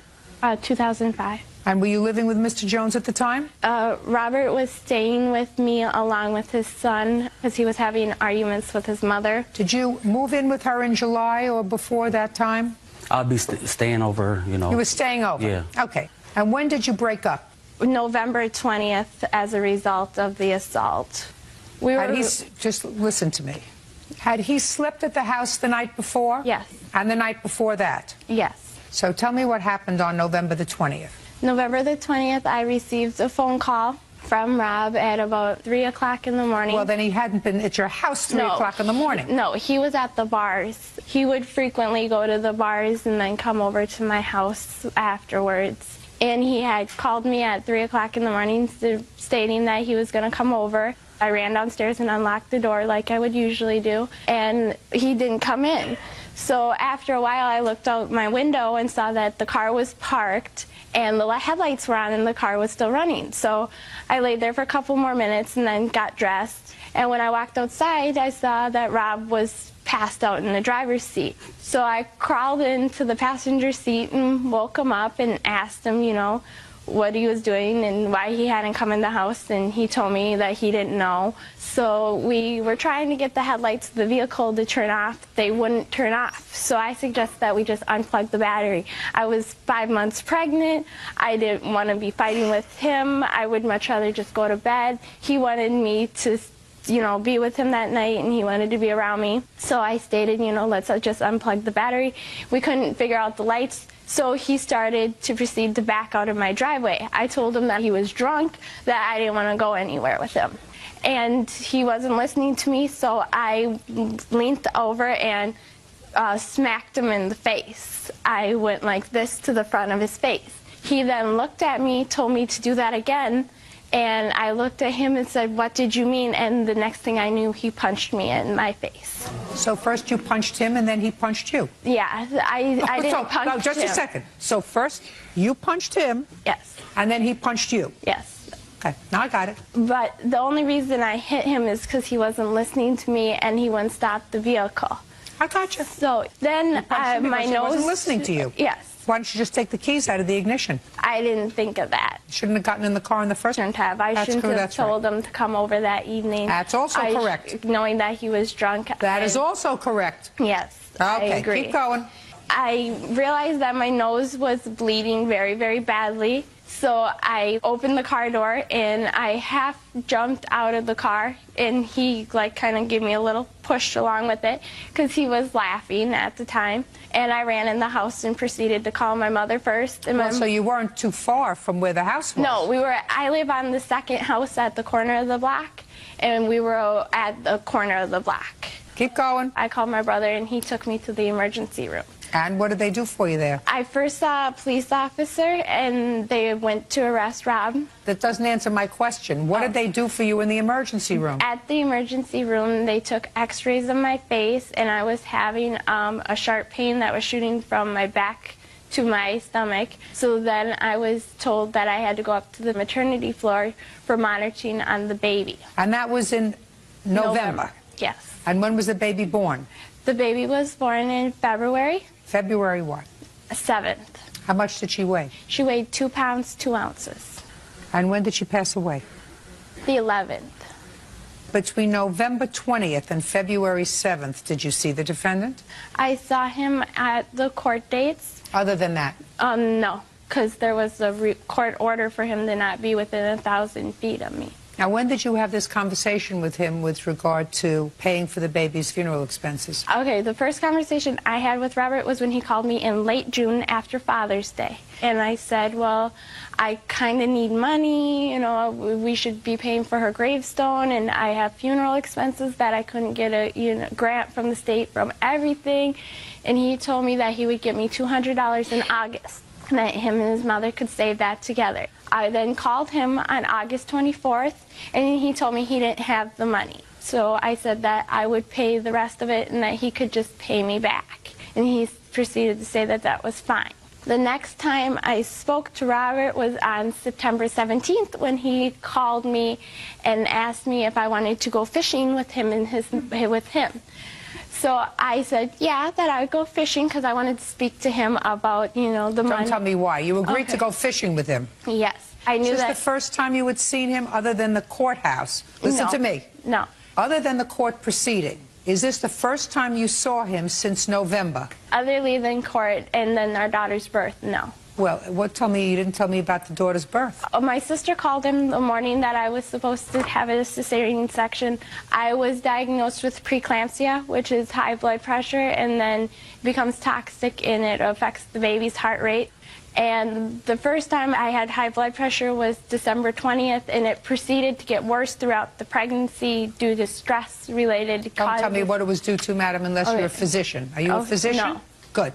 Go ahead. My sister called him the morning that I was supposed to have the cesarean section. He showed up shortly after our daughter was born, and I asked him if it would be okay with him to go up with her to the hospital up in the cities, because we live in Mankato, and she was being airlifted to Minneapolis. He said that he would go and be with her because they didn't expect her to live past the night. The next day, I was released from the hospital, and the following morning, Robert came down from the cities and took us up to the cities where the hospital was because we weren't aware of where it was. What do you mean he took you? How did he take you? We followed him.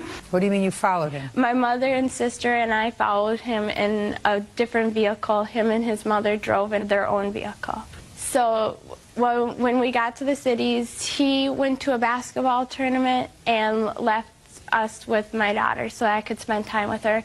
And then later on that evening, he came back to the hospital when I was at the hotel the following day. I'm asking you when you spent time with him. I didn't spend... You didn't see him at the hospital? No, he left as soon as he got us there.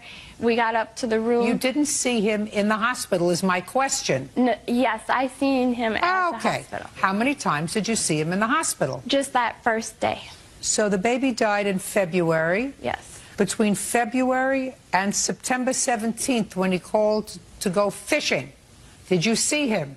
On occasion, out and about, you know, at like local stores, yes. Other than seeing him at local stores, did you have a cup of coffee with him? Did you have a sandwich with him? Did you go out to a movie with him? No. Is that true, sir? It's true. So what prompted you to call her up to go fishing on September 17th? Actually, she called me, and I just had mentioned we were going fishing. And if she, if she wanted to come, it was a beautiful day out. So she said, sure. So went fishing, took her home, that was it. Go ahead. So continue with your story, madam. Here we are. We went fishing. We are now September 17th fishing, and he hasn't given you any money.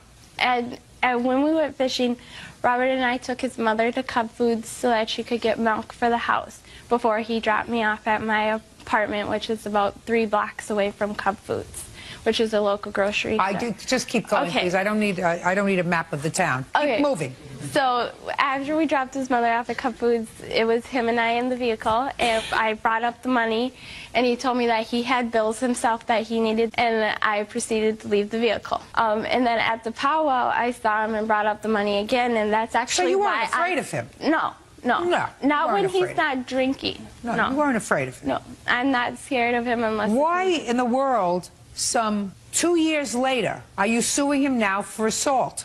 I just think that he owes me the money. I was emotionally distraught from the loss of my daughter. I want to know why you didn't sue him before you went fishing with him. I didn't want to go through the court proceedings. Well, what prompted you now to go through a court proceeding to sue him for a punch that happened 2 years ago? The fact that he won't pay for our daughter's funeral expenses. Did he ever tell you that he wasn't sure that the baby was his? No, he never told me that. And if he didn't think that the baby was his, why would he go up to the cities and sit with her? I don't know. I'm going to find out. Tell me what happened on November 20th, Mr. Jones. Okay, I had broken up with her earlier that day because she was real emotional, and she was kind of abusive towards me. She would hit me in my chest or whatever. She did it like she knew because I wouldn't hit her, and she knew that I'm not a violent person. I never hit a female ever in my life, and I broke up with her earlier that day. Well, tell me about breaking up with her earlier that day. I was actually going to play ball with my friends, which I always did, and she kind of got emotional and started, kind of crying. No, she cried a lot. Kind of if you remembered what she said, if you remember as closely to what happened, please. I would we weren't getting along before this either, so on that day, I told her that it was over. Is that right, madam? No. Before he went out to the bar that night, because clearly you had to unlock the door because you would lock the door, so clearly he wasn't living with you at that moment. Did he discuss with you earlier in the day on November 20th that he was not happy with the relationship? No, he had never once tried to or attempted to tell me that he was not happy in our relationship. Okay, keep going. Okay, and so I called her and told her that I was going to come get my things. What time? This was at about 2:30. In the morning? In the morning. You crazy? Why would you call at 2:30 in the morning to say you were getting your things? The bar was right by her place. So you had been in the bar, Mr. Jones? Yeah. And I wasn't all how she made it out to be. I don't care whether you were all that. This is not an appropriate thing to do. To go 2:30 in the morning, to go while you're slightly inebriated, to get behind the wheel of a car and go anywhere, to settle anything. Yep. You're supposed to wait until the morning. Okay, so I went and tried to grab my things. I told her that I just came to get my things and that it was over, and she kind of got mad because she didn't want to never break it off anyways. And prior to this, she had injured herself twice at work to get my attention. She would, I'm at the emergency room, come down. And she, according to her, was in a car accident that rolled or whatever. This is all her stories, and I never had proof of anything, so. How many times did you go to the emergency room with her prior to November 20th? Just the day this kid was born. But after she had gotten pregnant, she told me that, like, just like weeks after I found out, she said that we got into an argument. She said she's early enough in her pregnancy where she can say somebody else is the father. And I said, well, how do I know that's not what you're doing to me? And I tried going to her first doctor's appointment, and she left me sitting out in the lobby. Okay, got it. Did you ever tell her that you and your mother could save up $200 until August? Yes, I did. And that you would give her $200? Yeah, I said that basically so she would just, you know, I don't care why you said it. Yeah. Did you tell her that? Yes, I did. Now, let's get back to November 20th. You said you were coming to pick up your things 2:30 in the morning. Yep. 2:30 in the morning you got there, and? She opened the door and she didn't want me in. And I wasn't going to barge in because that's not how I am. Fine, so? So she basically hit me in my eye because I told her I wanted my things and it was over. And she hit me in my eye, closed the door, looked out the window, and I said, that's fine. That's the last time you'll ever hit me. And I walked all, her sister actually dropped them off at my work. Is what you're telling me that she never got into your car? She never did. All right, I'd like to see the police report, please. Yes, and I have pictures. I'd like to see the police report, please. If I could say something, too, there was never even a police weren't even there. Sir, you pled guilty to 5th-degree assault, according to the plaintiff. Yeah, I did. Okay, so? All right, so you told the police that he doesn't live with you. That's what you told the police. I told the police that he was staying at his mother's house. You told the police that you do not live together and that he stays on and off, but he lives with his mother. Who are you? Robert Armando's mother. Stand up, please. Your last name is? Jones. Miss Jones, you told the police when they came to your house on November the 20th to go downstairs and get your son. Is that right? Right. You told him to go downstairs and get your son because he came home drunk. Right. And he was passed out on the couch. Right. Right. And you, sir, when you were questioned by the police, you were so drunk that you denied even being over at your girlfriend's house. Yeah, well, yeah. You know, Mr. Jones, there is absolutely no indication here, nor, I assume, do you have any medical testimony that would indicate a correlation between your baby's death 2 months after you got this black eye, because that's what it was, and the baby's illness. No. No. So what you're suing him for is for the simple assault of giving you a black eye and the $200 he promised you for the baby's headstone. He's not responsible with regard to any of the other baby's expenses because there is no indication that this is in fact his child. In order to do that, you either have to be married, which you are not, or you have to have a blood test, which would establish that he's the father.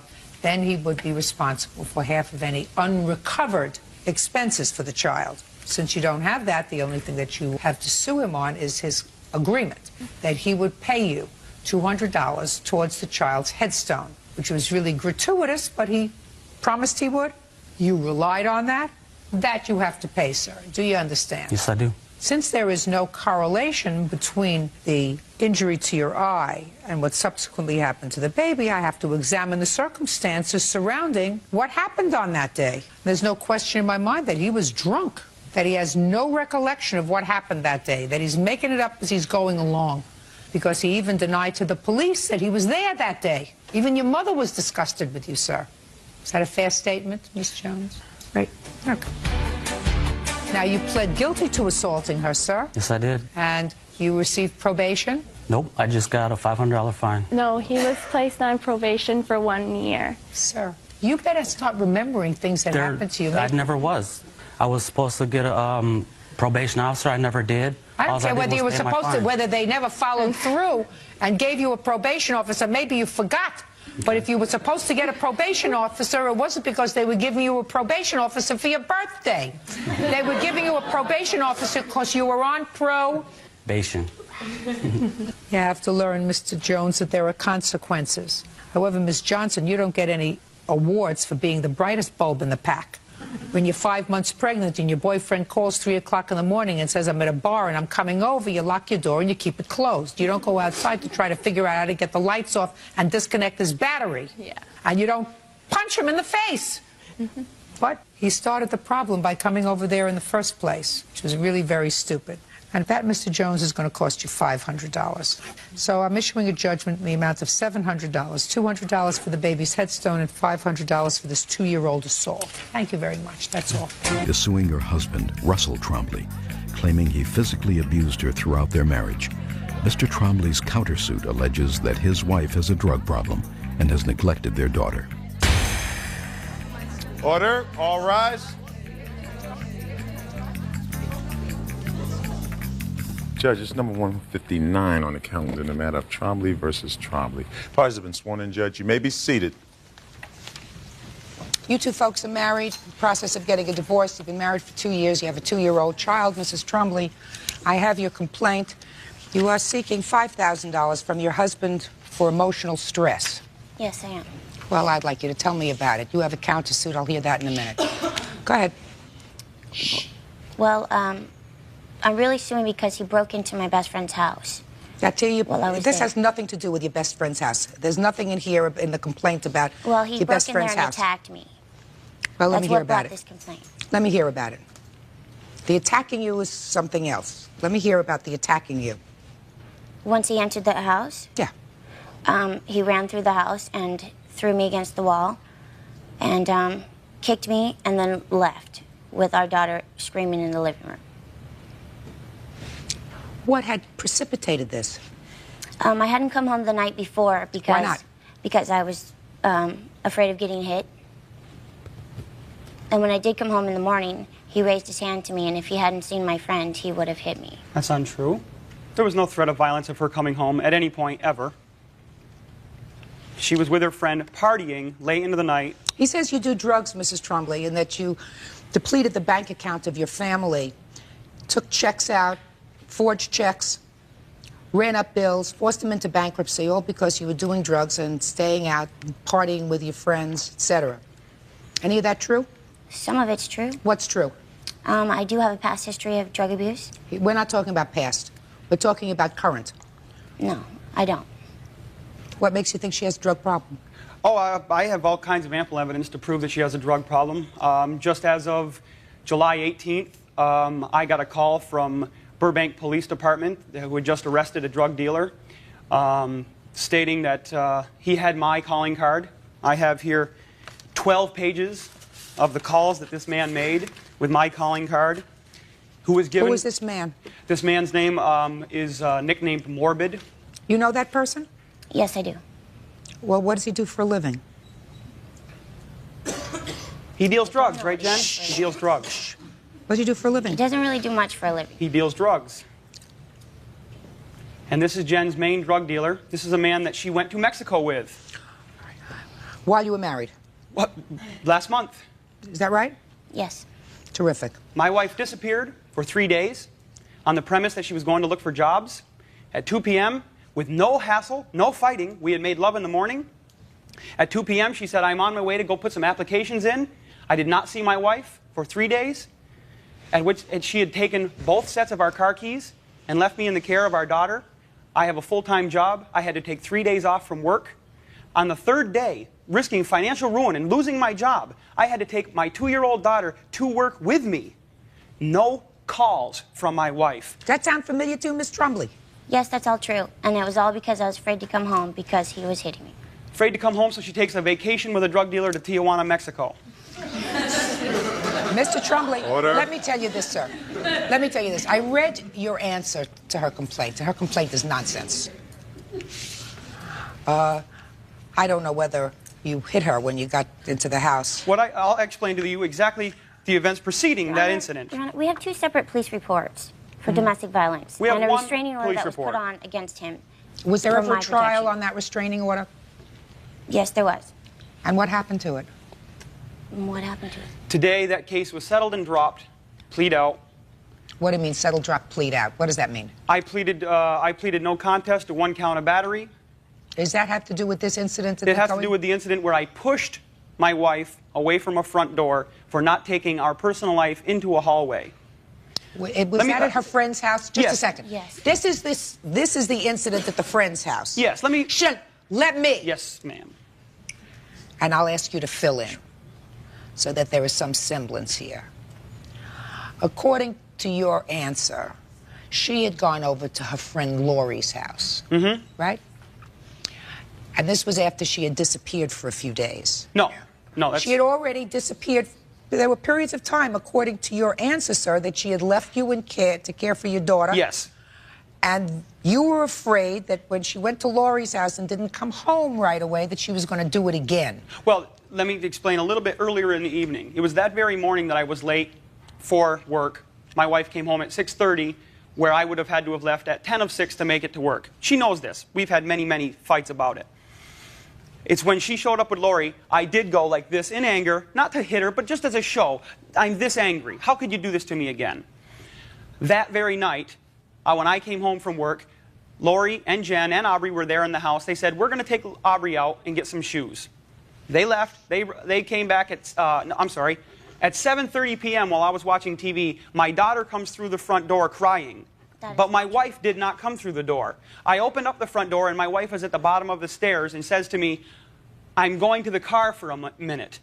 5 minutes later, she didn't come back from the car, and the car was gone. It's at that time that I assumed she probably went back over to Lori's. I drove over there with my daughter, and that's where she was. I found that that was kind of peculiar. You weren't screaming your head off. I wasn't screaming at anything. Mr. Trumley. Yes. May I continue? No. Because while I can smell a drug problem from at least 15 feet away, and she has a drug problem. Yes, that's true. Based upon my assessment of her demeanor and based upon the things that she has said to me so far, I have some trouble with your response. And let me tell you why, sir. Judge Judy continues in a moment. I'm just a hardworking guy. I have no record. I've never been expelled from school. I'm nothing but a decent guy that was raised the right way. And later today, you came in with your girlfriend, Christina, who now lives with you. I'm going to have him live with me? Who is your lover? Admit it, okay? Okay. real cases, real people. Judge Judy. Russell Trombley denies his wife Jennifer's allegations of abuse and claims she's guilty of neglecting their daughter. You have a 2-year-old daughter. You say you know your wife has a current drug problem. Yes. If your wife has a current drug problem, I don't care what you have to do, you make sure that your wife is never left in charge of your child. You didn't do that. What you wanted her to do was to be around to take care of your daughter. Just a second. And I don't care if you have to get a babysitter. I don't care if you have to quit your job. I don't care what you have to do. You do not leave a drug user in charge of a 2-year-old baby, and I don't care if the drug user is your wife. Number one. You understand that? Yes, I do. Number two, according to your answer, sir, you went over to the house, to this Lori's house, because you didn't want to be in the position again of having to look for somebody to take care of your daughter when you had to go to work the next morning and you had an early morning call. Is that right? Yes. We've exhausted all of our daycare issues. My wife left our daycare with a $300 bill that we owed them. Sir. We had no one else. We have no relatives here. So let me tell you this.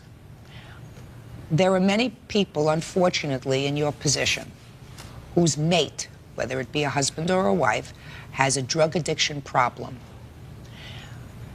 You're supposed to try to be supportive of each other if you can, but at that point, there is only one innocent. And that innocent is a child, especially a 2-year-old child that cannot protect herself. So at that point, you can't worry about her anymore. She's got a drug problem and hangs around with Mork or whatever his name is, Dork. Those are the kind of people that you hang around with if you've got a drug problem. That's all she hangs out with. Drug dealers. All drug dealers. That's everybody she knows. Well, then, sir, if you allow your daughter to hang around with her and to hang around with drug dealers, then you are as guilty of neglect as she is. Do you understand me? In my eyes. With all due respect, Judge, these are events that have only come to my knowledge within the last couple of months. All of these things have been hidden and lied about. Sir, during that time, during that couple of month period, you still left your daughter in your wife's care. But I was only doing that on the premise that she was over at her friend's house. I didn't know that there was drugs involved at that night. You can't have it both ways.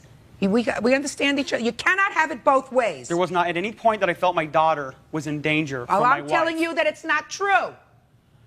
What I'm telling you is, if you are mated to a drug user who cavorts with other drug users and abusers and dealers, you are a neglectful parent if you leave a 2-year-old child with her. I was doing everything I could. All right. ma'am. So, let me get to your cross complaint, because I'm going to take care of this nonsense right away. You say that she spent a lot of your family money? She spent all of our money. Good. That's what happens. It's a very good idea for you to get out of this marriage, to take charge of your daughter, and to start building a life with her, if that's what you think that you can do. Do you understand? Yeah, that's everything I'm seeking and aiming for. But very good. These are the events that handle our lives every day, though. While I'm trying to litigate this, I am being forced to move out of California, forced to give up my dreams, forced to give up my career. That's very sad. You made a mistake. That's what happens when people make a mistake. I made a grand mistake, and That's what happens when you make a mistake. I understand that. Good. But understand, Judge, that I have pleaded and begged my wife to get drug counseling, to stop fraternizing with these people. This case is dismissed. The counterclaim is dismissed. Goodbye. Parties are excused. You may step out. Out the back door to your right.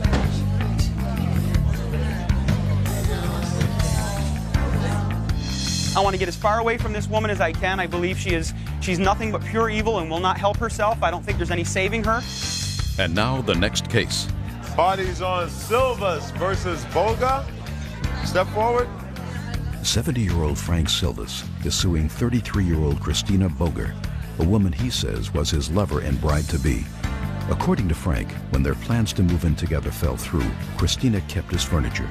But Christina says she and Frank were never boyfriend and girlfriend, and the furniture was a gift. Mr. Silvas, according to your papers, sir, you are a recent widower. Yes, ma'am. And you were married to your wife for 45 years? No, 41. 41 years. Shortly after her death, you met the defendant. Right, but 18 months after. And she was selling some sort of electrical Well, the bed? night before I met her, somebody called the house was to make an appointment to sell mattresses. And I told the gentleman, says, I'm not going to buy one. He said, well, we got a new sales person. He didn't tell me it was a male or a female, you know. Cut to the chase. Okay. She came to sell you a new mattress. Right. And according to your complaint, sold you a lot more. Right. Judge Judy continues in a moment. I slept over there about three or four different times. In fact, we went to Laughlin. First time we went to Laughlin.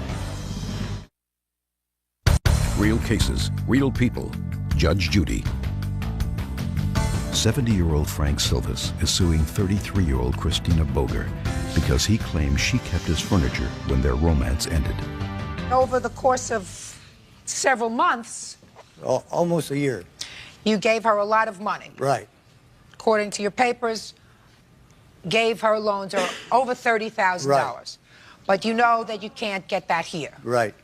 What you're suing for here is a return of your furniture. Yes, ma'am. So tell me how she came to have your furniture in her possession. Okay, when her roommate moved out, I was supposed to, move in, see?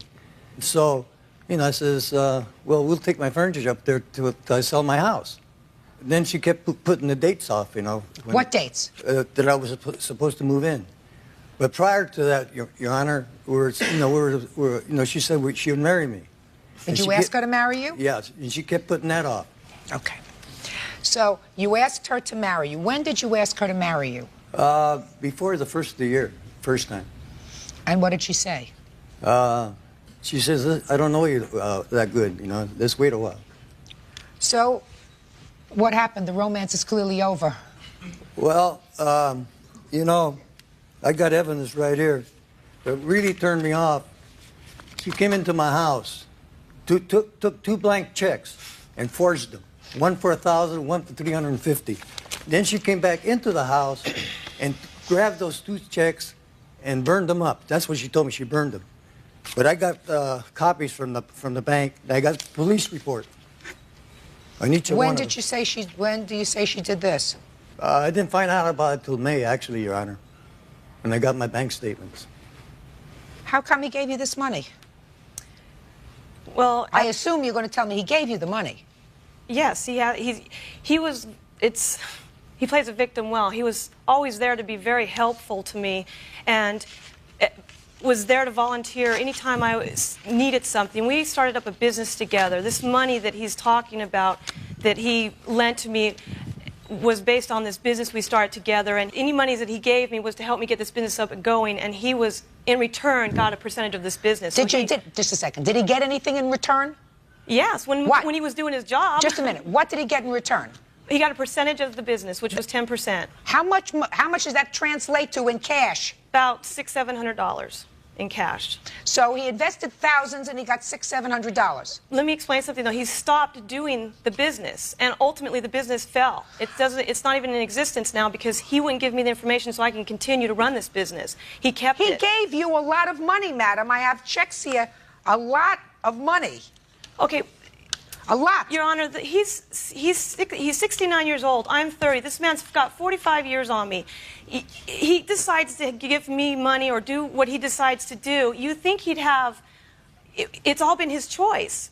It's all been his choice from the beginning to do these things. Frank did everything. Did you at any time discuss with him getting married? No, he discussed it with me. When for the first time? He asked me to marry him so many times, I couldn't tell you. It was literally the first time, 60 days after I knew him, was the first time he asked me to marry him. And what did you say to him? I said, no, I don't know you well enough. And he's a heavy drinker, and I have a baby, and there's a big age difference. And I told him, I said, no, I think a big age difference is 40 years. You know, a big age difference is 7 years, 8 years, 10 years. 40 years is a big age difference. Did you ever say to him, no, sir, you're too old and I'm not going to be involved with you romantically? I never said he was too old. The age difference was a concern, but it was his drinking that was more of a concern to me. But that didn't stop you from taking money from him. For the business, we were business partners. I'm not talking about the business. So far, the business he got a couple $100 from, if I believe you, and he put in thousands according to these checks. And it's not made out to a business. It's made out directly to you, and you cash the checks. It's not made out to a business account. Take a deep breath. Take a deep breath. But I'm telling you now, don't piddle on my leg and tell me it's raining, madam. I'm too smart for you. Do you understand? Do you understand? If you took money from him because he was prepared to give it to you and you were prepared to take it, that's one thing. He's not suing you for the money. Yet. So don't give me any baloney about business. Business checks, if they're made to a business, they're put in a business name. Your business, I assume, had a name.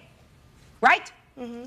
What was the name of the business? Wilbur Banks and Associates. So if he was lending money to the business, it would have been business checks, not payable to you.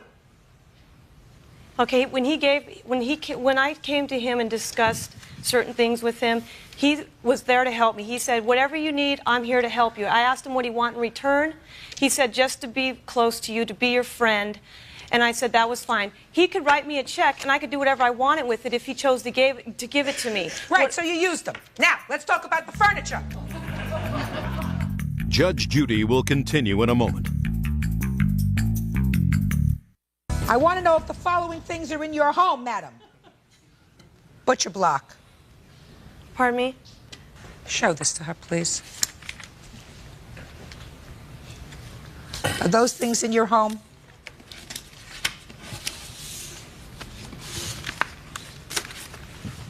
Yes, they are. Good. Can I have it, please?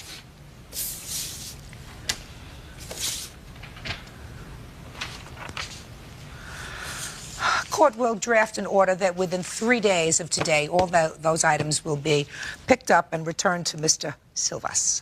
Do you understand? Mm-hmm. All of them. And they better be in the same condition that they were when he gave them to you. Do you understand that? Mm-hmm. Perfect. Thank you very much. That's all. Thank you, sir. Excuse you may step out. And on the next Judge Judy. Was in my used driveway. This guy, okay? He was in love with you, and you used him. I used him, right? Okay? But he'll never tell you. You guys. Your lover move in. You're right. With you. You know what? You're all right. Whose bed are you sleeping in, Christina? This has nothing. This Okay. doesn't. My God, you That's guys all are. I wanna You guys say. are petty. I slept with her about three or four different times. In fact, we went to Laughlin. First time we went to Laughlin.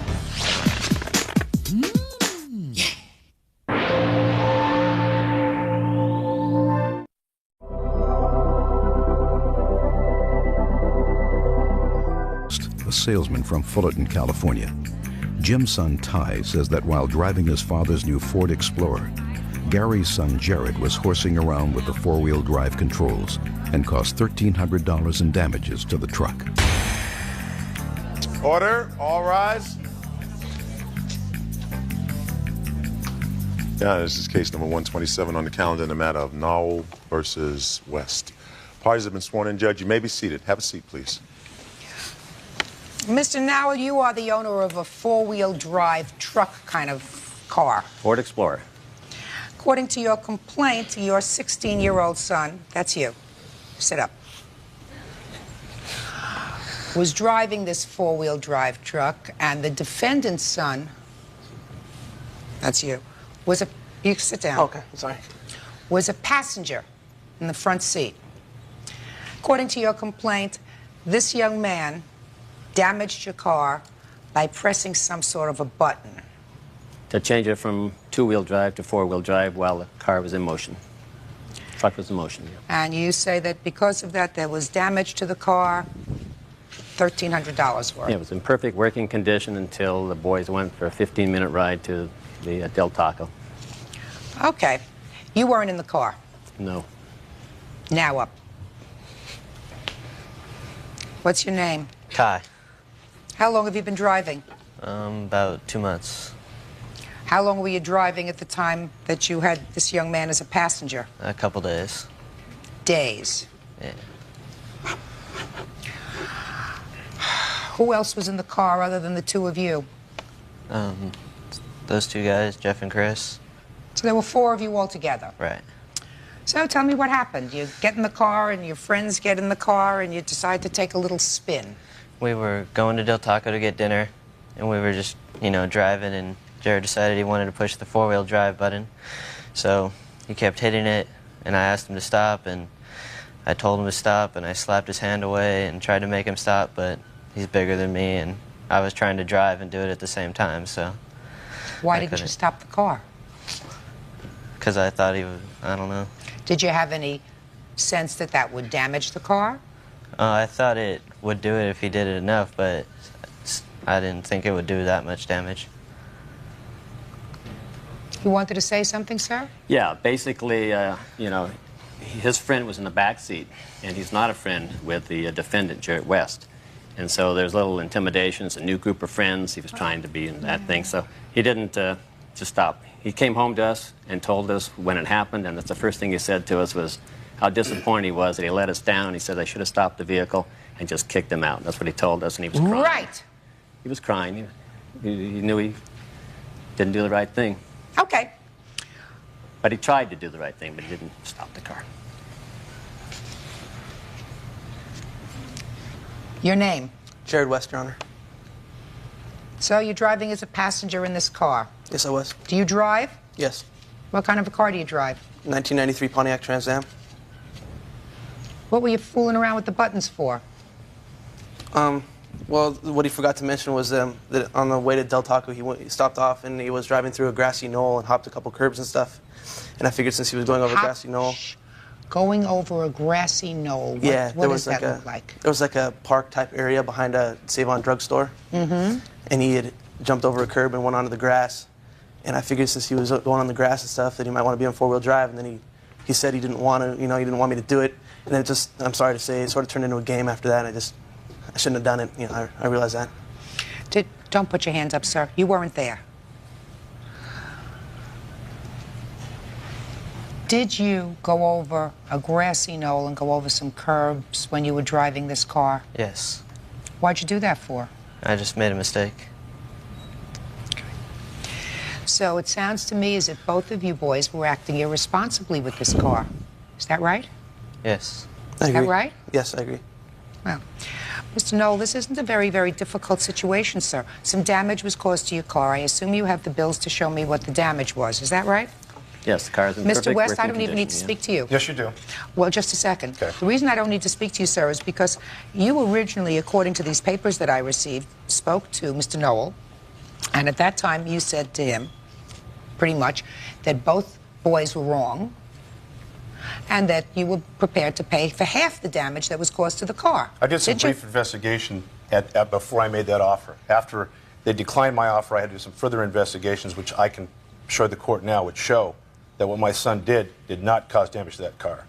Oh, well, I'd like to hear that, sir. Here's a copy of the Ford Motor Company manual. And in the Ford Motor Company manual, if I may read it, sure. It says to you, it says, the spin on the transmission transverse case on this 1991 Ford Explorer allows the shift between second high and four-wheel high to be made at any vehicle speed. Your Honor, once the car is engaged in four-wheel drive, the way you disengage this car from four-wheel drive is to back the car up in reverse. So by pressing the vehicle four-wheel drive button once, twice, or many times, it doesn't disengage from four-wheel drive until you back the car up, and that's how it disengages. So once you pressed it one time, it was in four-wheel drive, and it continued four-wheel drive until they later came to Jack in the Box. At that point, they backed up and they heard a ratcheting-type sound from the vehicle. That's when it was coming out of four-wheel drive. Can I see the estimates that you have, please? May I say something else, Your Honor? Sure. Chris is here to identify or to be witness to the fact that Ty has taken this vehicle to different parking lot locations, jumping curbs and parking barriers that he failed to mention to his dad also. Mr. West, I wasn't there. You weren't there. Correct. This young man did something wrong. He's acknowledged that he did something wrong. Your son acknowledged that he did something wrong. They both did something wrong because they were playing around with a very expensive piece of equipment that neither one of them bought or paid for, belonged to the plaintiff. Now, your mistake, Mr. Knoll, was that when you write here, the defendant offered a 50% settlement, which we rejected as a matter of principle since we didn't contribute in any way to the damage. That was a mistake. Your son contributed to the damage. He contributed to the damage in either one of two ways. Either because he, in fact, drove the car recklessly, and or he did not, at the moment that this young man decided to push the buttons on the car that he knew was wrong, he didn't take care of this expensive piece of property the way he should have, which was to stop the car and say, get out of the car. There's nothing to say. Anything that you say, sir, is going to be an excuse, which is wrong. No, it's the truth. You're listening to some here, and I can't allow that to Just, happen. Mr. Knoll, I just I'm need not to have my listening. say, that's all. I'm not listening to anything. I'm not listening to what Ford Motor Company says, sir. I'm listening to what these two young men said. Well, and both of these boys seem to acknowledge that when they took your car out, they both did the wrong thing. There's some lies over here, though. You haven't allowed him to speak what he saw. Just a second. I listened to him. Let me tell you what he said, Mr. Knoll. Judge Judy will continue in a moment. And later today, If you buy them on the black market, you run the risk of getting tickets that are bogus. Now you know that, right? Real cases, real people. Judge Judy. Jim Knoll says his 16-year-old son Ty was driving his 1991 Ford Explorer when Gary West's son Jared unexpectedly threw the truck into four-wheel drive, causing $1,300 worth of damage. Gary says he doesn't believe what Jared did could have caused that kind of damage and refuses to pay for the repairs. He said, one, he drove the car over grassy knolls, up and down curbs, and he knew that was wrong. No, one curb. You weren't there, sir. You better stop making excuses for your son. He seems like a very honest young man. You So keep am I. making excuses for him, and I guarantee you, you're teaching him a very bad lesson. He's standing here, he's being truthful. So am I. No, you're not, because you weren't there. You're making excuses. And if you were savvy and know what was going on, how many children do you have? 2. How old are they? 25, 16. 25-year-olds, a boy or a girl? Girl.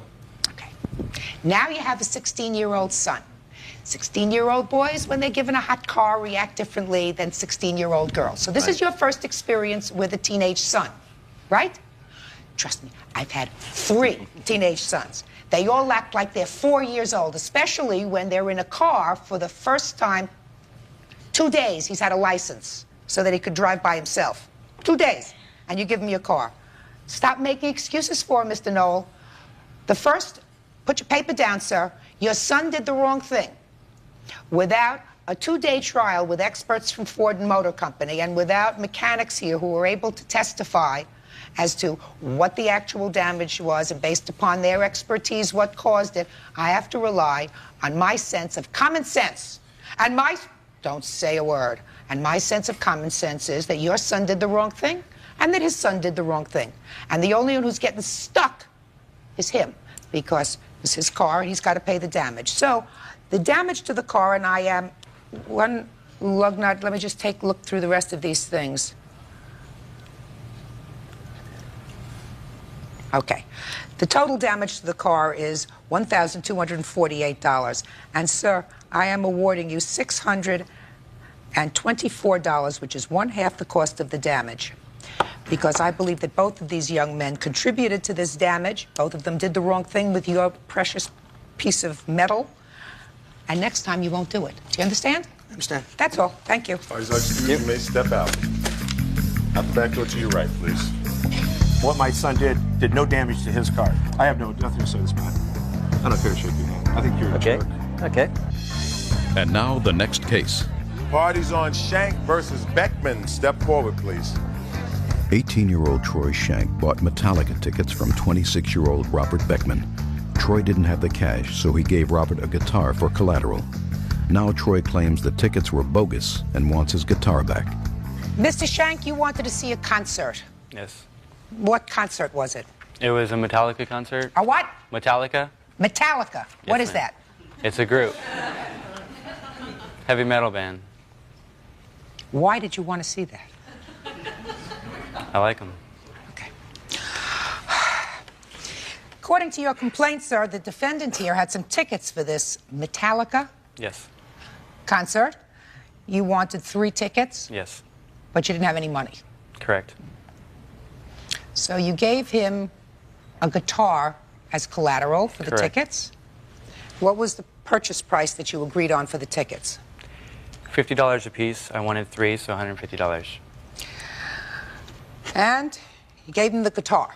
Correct. What happened? It turned out later that the... You went to the concert. Yes. What happened when you got there? We went to the front. We showed them our passes and stuff, and they said that they were counterfeit, and they questioned us thoroughly where we got them, blah, blah, blah. But they took the tickets from us and didn't let us in. They kicked us out. That was when you went to present them to the ticket taker. Correct. So you asked him for the guitar back. No, after that night, I came home and paged Robert, and he never called me. I paged him previous lots of times for a numerous of probably 6 months, and he never called me back. Yes. Do you want to hear my side now? Okay, what it was is I gave him these tickets and he gave me the guitar as collateral. I understand that. Let's go back a little further. Where did you get the tickets from? I purchased them off of a student at Saddleback College. And what did you pay for the tickets? I paid $100 a piece for them. And then he wasn't supposed to owe me $150. He was supposed to owe me $350. The problem was he was supposed to be a week before the concert. After the concert, I finally get this letter of court. He calls me and says, well, do you have any, like a VCR or TV or anything you can give me as collateral? I said, why? You know, you didn't, how do I know you didn't get into the show? I got on the show, my girlfriend got on the show, my brother got on the show. How do I know you did not get in? You may have had somebody who let you in and wasn't looking carefully. They didn't. They had a problem. I don't understand. I don't understand how they could have a problem. They had a problem, sir. Out of all the people that I know that went, everyone got in but them. When you buy tickets from the concert itself, when you go up to the gate and give them money and buy tickets, then you know you're getting legitimate tickets. If you buy them on the black market, which is from somebody at school, you run the risk of getting tickets that are bogus. Now you know that, right? Judge Judy continues in a moment. What do you want to be when you grow up? I'm not sure yet. A lawyer. I would suggest you not decide on the ministry, sir. Real cases, real people. Judge Judy. Troy Shank claims the concert tickets he got from Robert Beckman were counterfeit. He wants the replacement value of a guitar he gave him for collateral. I believe the fact that you didn't get in with these tickets, and the law is very clear. You had a contract. You were going to pay the money to go to the concert. Correct. That's your contract. They didn't get into the concert, and therefore they got nothing in return for their money or their guitar, so you have to give them back the guitar. Do you understand? I don't have the guitar anymore. Why not? I sold it for the money that they owed me. They didn't owe you any money. Well, what the... Let me see the receipt. I don't have the receipt. You don't have the receipt, you don't have the guitar. When did you sell the guitar? Probably about a month after the concert. But they buzzed you, they paged you immediately. Well, that night, I did not have my pager on me. I'd never take my pager to a concert. So, I mean, how would I return it? You got as many excuses as Carter has pills, sir. I don't want to tell you, unless you straighten out, this isn't the last court you're going to be in. Do you understand what I'm saying to you? Yes, I do. But the agreement was he was supposed to pay me a week before the concert. He did not pay me my money a week before the concert. Well, let us assume. So let me tell you. Let me tell you why, Mr. Beckman. You're standing there and I'm sitting here. Let me explain why. If I believed your story that the concert tickets were more than what they claim, and if they paged you, you would have called them back lickety-split because you would have thought to yourself, he's calling to make arrangements to pay me the money that he owes me. That's what would have gone on in my head if somebody owed me money. I better answer this page right away because I want to get my money. You, however, didn't have a page, you lost your page, you were busy, it was raining, it was snowing, a whole bunch of other excuses why you didn't return his page. And the truth of the matter is, you knew that there was trouble. Because there's no other reason for you not to have returned this page. All right, so you're guilty as charged. Now, the next question I have is, this bill for $1,000 for a guitar seems to me inflated. So let's talk about it. Okay. The guitar... How much did you pay for the guitar, and when? I paid $748 for it. Let me see the bill. I do not have the receipt. My mom is here to testify. She's the one who bought it. Fine. I'd like to hear from her. You sit down. Could you step up, please? I have a... Don't give me A. You have a mother. Okay. Mothers, I believe. Tell me your name. Hi, I'm Anita Shank, Troy's mother. Did you purchase this guitar? Yes, I did. And when did you purchase it for him? In '95. How much did you pay for it? Approximately $800. He says $748. Does that sound right? Yes. Fine. Okay. You look like a nice young man who may have a bright future. Don't try to be a shortcut artist. Well, it never pays off, sir. Judge Judy will continue in a moment.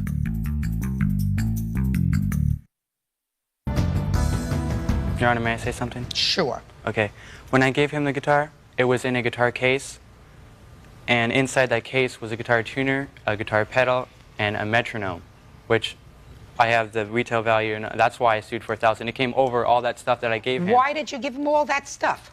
The guitar was in a guitar case, and the guitar case has like a little pouch. I just keep my guitar stuff in there, and that was the only thing worth value. I just gave him the whole set. So that's why I'm suing for $1,000. Did it have all of that equipment in it? I don't know. What? I didn't even bother to look in it. Oh.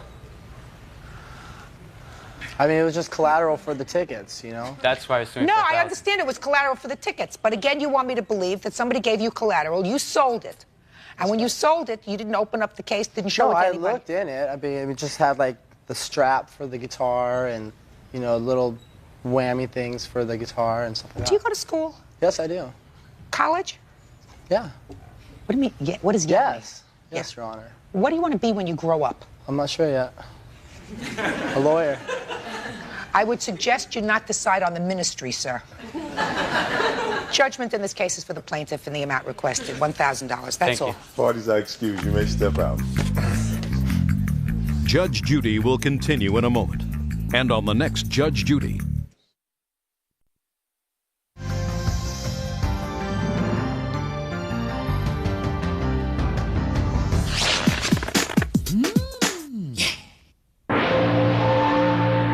That won the Jeep, making her the sole winner.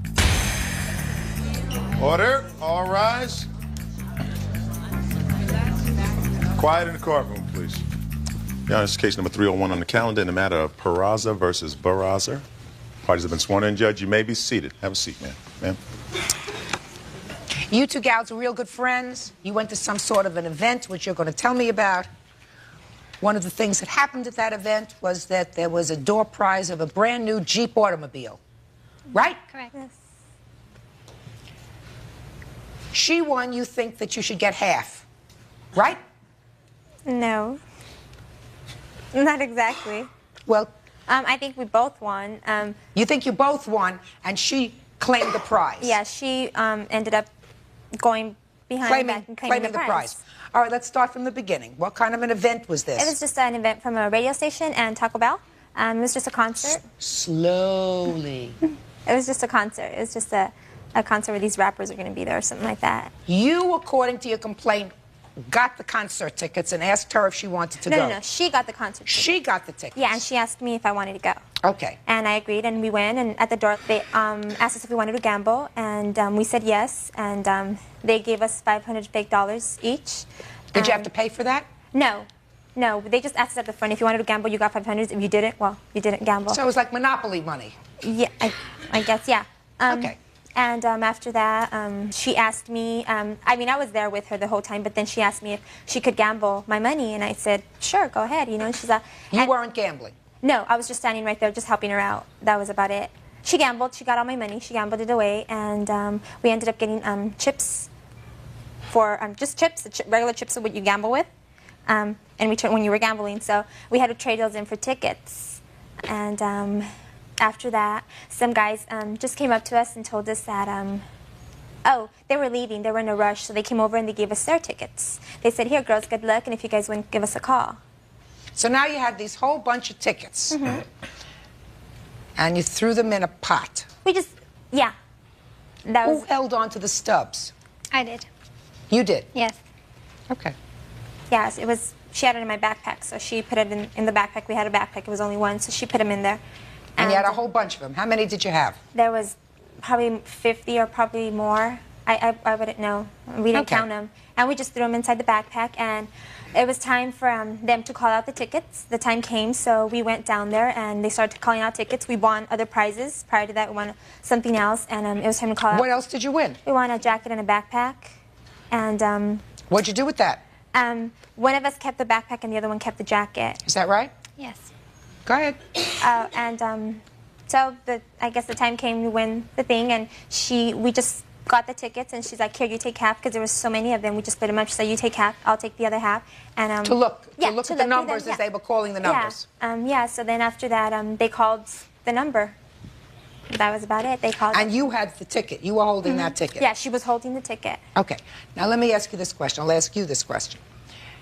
There came a time when you did split up these tickets, right? She held half, and you held half. Tell me about that moment. As I recall, we just split them up. Not we split them up. They're in your hands. Okay, I split them up evenly. Split them up evenly? Yes, I just gave her half, and, you know, we both looked at them. Okay. Am I correct that your reason that was done was because it's too difficult to look at all the numbers as they're calling out the numbers, like in a bingo or something, you know, so that each one of you was looking through half. Correct. Right? And your ticket won. Yeah, they were my tickets. They were all my tickets. Now, why do you think they were all your tickets? Because she had given me her $500. I did not ask her if I can play with her $500. She gave them to me. She gave the $500 to me. How did that come about? She said, here, take my money. You can gamble with it. Is that what you said? No. No, that's not what happened. That's exactly what happened. No, we were gambling. She ended up, she was like down to her last $50, and she just said, can I, oh, let me have your money. And she said, if we would win the Jeep, we would split it up. I had said that from the guys' tickets. I had the guys' tickets in one hand, and I had my tickets in the other hand. The ones that I had won. No, you didn't. Yes, I did. No, you didn't. All the tickets were together in your backpack at one point. Oh, I think that they probably were. All the tickets were together in your backpack. At one point, I had put them all together, yes. Right. So at that point, they were all mixed together. Yes. Yours and the guys. Yes. Right. So there really is no way of knowing whether it was your ticket that won or the guy's ticket that won. Exactly. Well, now at least we got that straight. So it's not in one hand and then the other hand. But I had told her, out of their tickets that they gave us, actually they gave me the tickets, and I told her out of those tickets, if we win it, we'll split it because we were friends. You couldn't tell whether it was their ticket that won. No, we could not. You just assumed it was comfortable for you to say it wasn't one of their tickets that won, it was my ticket that won. I did not say that. You had no way of knowing whether it was your ticket that won or one of the guys' tickets that won. Mm-hmm. Right? Exactly. Am I dealing? Hello? Judge Judy continues in a moment. You speak to this pain in the neck, and a 12-year friendship is down the drain over a Jeep. And later today, He had stolen my daughter's clothes before. I also have sex letters where he signed up for sex calls. And I have pictures to prove what kind of person he is. real cases, real people. Judge Judy. 19-year-old Myra Peraza is suing her former best friend Tina Peraza after they won a new Jeep in a raffle. I see that you have a tape there. Can you tell me what that tape is of? This is just the day of the event recorded us, where we both claimed the prize. We both did go up there and claim the prize. And For the said, Jeep? Yes. I want to see it.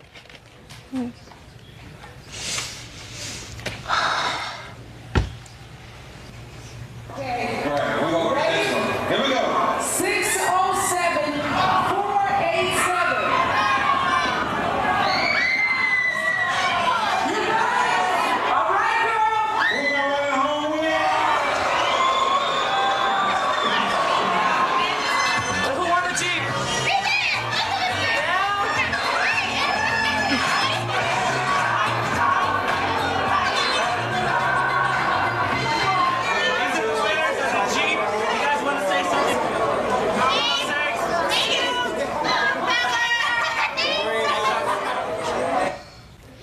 Well, that certainly looks as if, at least at that moment, there was a mutuality that each of you won that prize.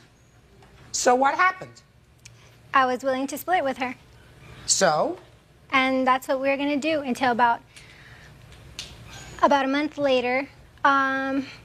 She had called me up, and she had said that she wanted to give it to me. She said, go ahead and have it, in other words. Where was it? I hadn't got it yet.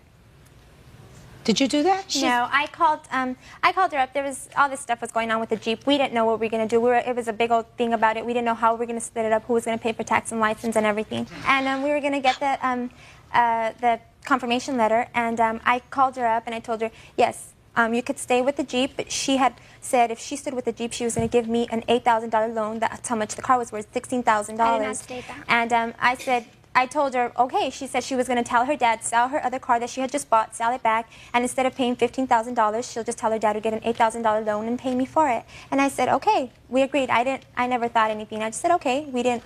It was just a verbal thing. But I did tell her, okay, you could keep the Jeep and that sounds reasonable because you can't split up the Jeep. Yeah, and I just said, okay. And I said, you could pay my $8,000, or else we're just going to sell the Jeep and we're both going to get our half. No, she did not say that on the phone.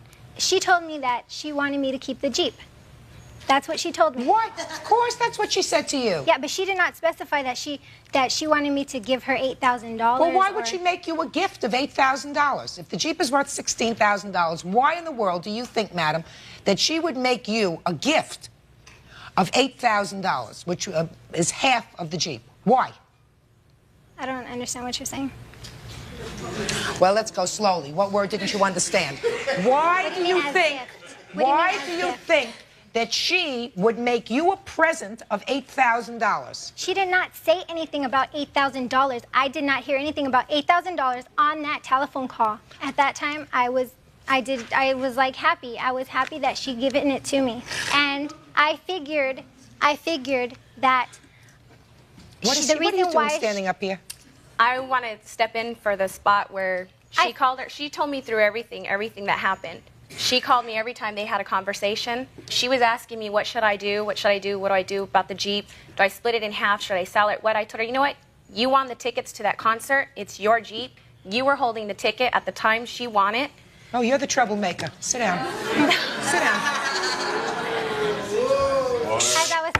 As I was saying, I figured the reason why she said that on the telephone is because she knew that she did not have any part in the ticket winning. Oh, please, madam. I want to tell you something. I think that your conduct was really outrageous to bring it to this point. First of all, the two of you have been friends. There isn't a question in my mind. What? 9 years. 12 years. There isn't a question in my mind, after looking at that tape, that at the time that that Jeep was won, the two of you, both of you, I saw her signing papers. We didn't sign any Just a paper. second. It was just a back of a flyer. We put down both our names and addresses. Right. It was the back of a flyer. You both put down your names and addresses as the winners. Right? Yes. That's what it looked like to me on there. Mm-hmm. And then sometime you speak to this pain in the neck who says to you, I don't think you have to split it with her at all because it was your ticket, it was in your hand. And a 12-year friendship is down the drain over a Jeep because there is no logical reason that I can think of, except if you're drinking too much, to think that this lady would call you up and say, I just want to give it to you because you're a very nice person. I care about you. No. Please. Judge Judy continues in a moment. And later today, That's called the Soddy principle, S-O-D-D-I. Some other dude did it. real cases, real people. Judge Judy. Myra Peraza and her former best friend, Tina Peraza, won a new Jeep in a raffle. But Myra says Tina is refusing to share. Listen to me. Bottom line is, the maximum jurisdiction in this court is $5,000. I know. You understand that? Yeah, I know. Right? Now, she claimed this prize. I assume you went and claimed the prize. Mm-hmm. Correct? Correct. She told me to do what's right, and that's what I thought was right. Yeah, she just went off this one day. I'd spoken to her the weekend before she did this. I'd spoken to her the whole week when she went off to the radio station and had a cashier's check with her parents, and she did this on Friday. I spoke to her Friday and Saturday. She told me nothing. I told her, what's going on? She said, nothing. I haven't spoken to them. I haven't heard of anything. Miss Peraza, your friendship's over. I know that. And based upon what I've heard, that's probably the right thing to happen. Yeah, I know. Because she's not a very trustworthy person. Now, she claimed the Jeep. She's going to have to pay the taxes on it. But I'm awarding you $5,000, which is the maximum that I can. My grandmother used to say, if you do the right thing happens. If you do the wrong thing, eventually it's going to catch up with you. What you did was pretty sneaky. That's all. Parties are excused. You may step out. Okay, you got your Jeep. You got her money. Out the back door to your right, please. Just to reiterate what Judge Judy said, bad things, it all comes back to people or whatever. It's going to come back to her because I did what I thought was right, and in God I trust that I did what's right, and I think it's going to come back to her what she did because she was wrong, not me. She's lucky for even being there. She's lucky for even being at the event. I don't see that she deserves half. I won the tickets to go to the event, and she was even lucky that I took her. You got your $5,000 Yeah, you wanted. I did. So now you can shut up. Yeah, you too. You had nothing to do with this. And now the next case. Parties on Anderson versus Rankin. Step forward, please. Margaret Anderson is suing her tenant, Tim Rankin, claiming he made phone calls to 900 numbers totaling more than $1,000. All right, Mr. Rankin. You rented a room from the plaintiff. That's correct. And I believe that you will agree, based upon what doesn't seem to be in dispute, that when you moved in, you wanted a telephone in your room. That's correct, Your Honor. But because of prior problems, you couldn't get the phone in your name. She offered to put the phone... Because of prior problems, you couldn't get the phone in your name. I owed a past due bill on the Pacific bill. So the answer to my question is yes. You couldn't get the phone in your name. Correct. I knew we'd get there, Bird. Take your time, bitch. So she said, okay. Yes. Okay? Are you nervous? Yes. Hmm? Yes. I could tell you were nervous. She said, okay, you put the phone in your room, and within a relatively short period of time, you got a bill. Yep. And how much was that bill for? $1,059. For a 1 month period? 2 months period. 2 months.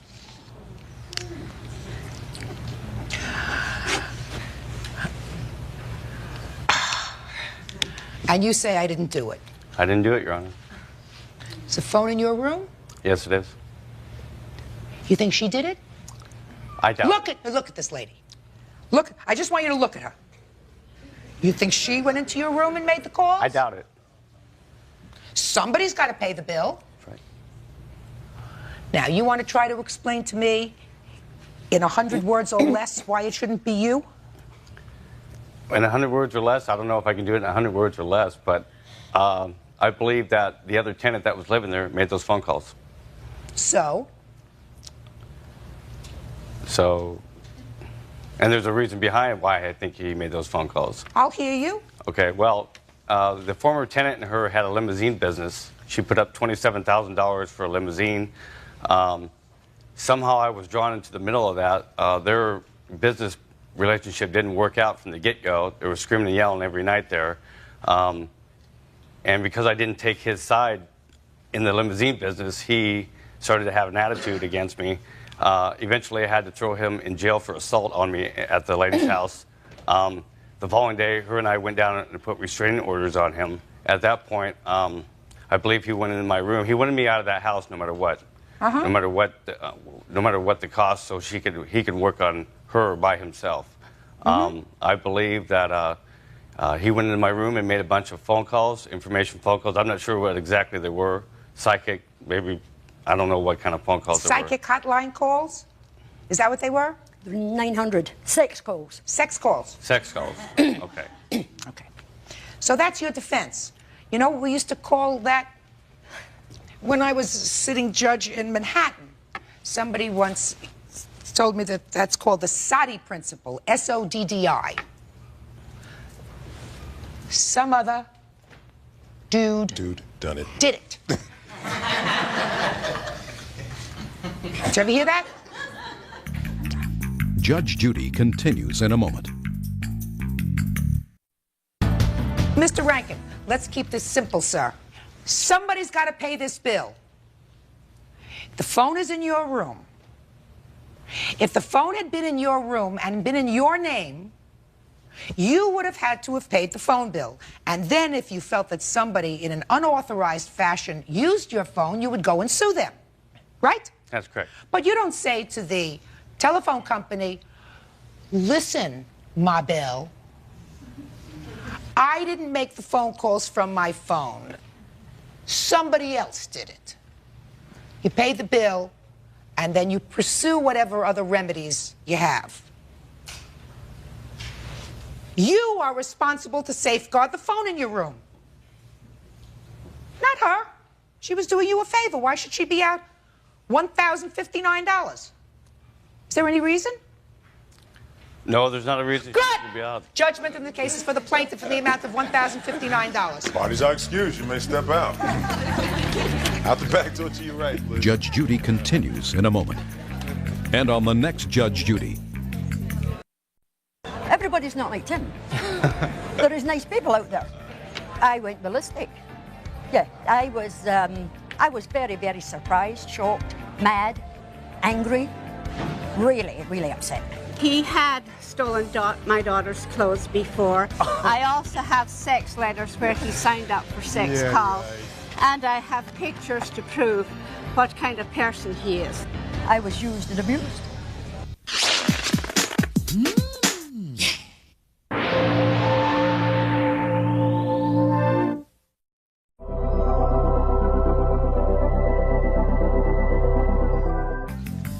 Your Honor, this is case number 244 on the calendar in the matter of Harder versus Novo. Parties have been sworn in, Judge. You may be seated. Have a seat, please. Have a seat, ma'am. Mrs. Harder, the defendant, according to your papers, is the present girlfriend of your former husband. Correct. Who you allege defamed you Yes. in your community, by slandering you and by publishing flyers demeaning your character and saying things about your children. Yes. Well, is this the ex-husband? Yes. Do you not get along with each other? No. You don't get along with him and you don't get along with her? No. I get along with him if she's not involved. How many children do you have? 2. How old are they? 9 and 6. And how long have you been divorced? 6 years. So you were married for a short period of time. 5 years. Tell me about this defamation. I have a copy of the flyer right here. I moved into a new home October of '96, and in February, my neighbors came to me, 3 separate neighbors came to me on one Sunday afternoon and said that prior to me moving in, a strange woman had gone through the neighborhood, knocked on the door, and handed out these flyers. Can I see them, please?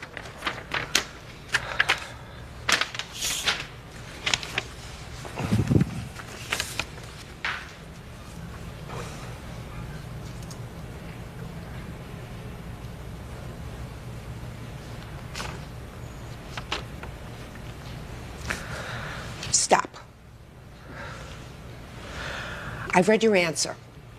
Now, according to your answer, you don't deny that you went up to some of the neighbors in the new place where she was moving in and had conversations with them, correct? Correct. You didn't discuss these flyers in your answer, but I assume these flyers are flyers that you gave to them. Is that correct? 1. Correct. So why don't you explain why? They were meant for a telephone pole. What?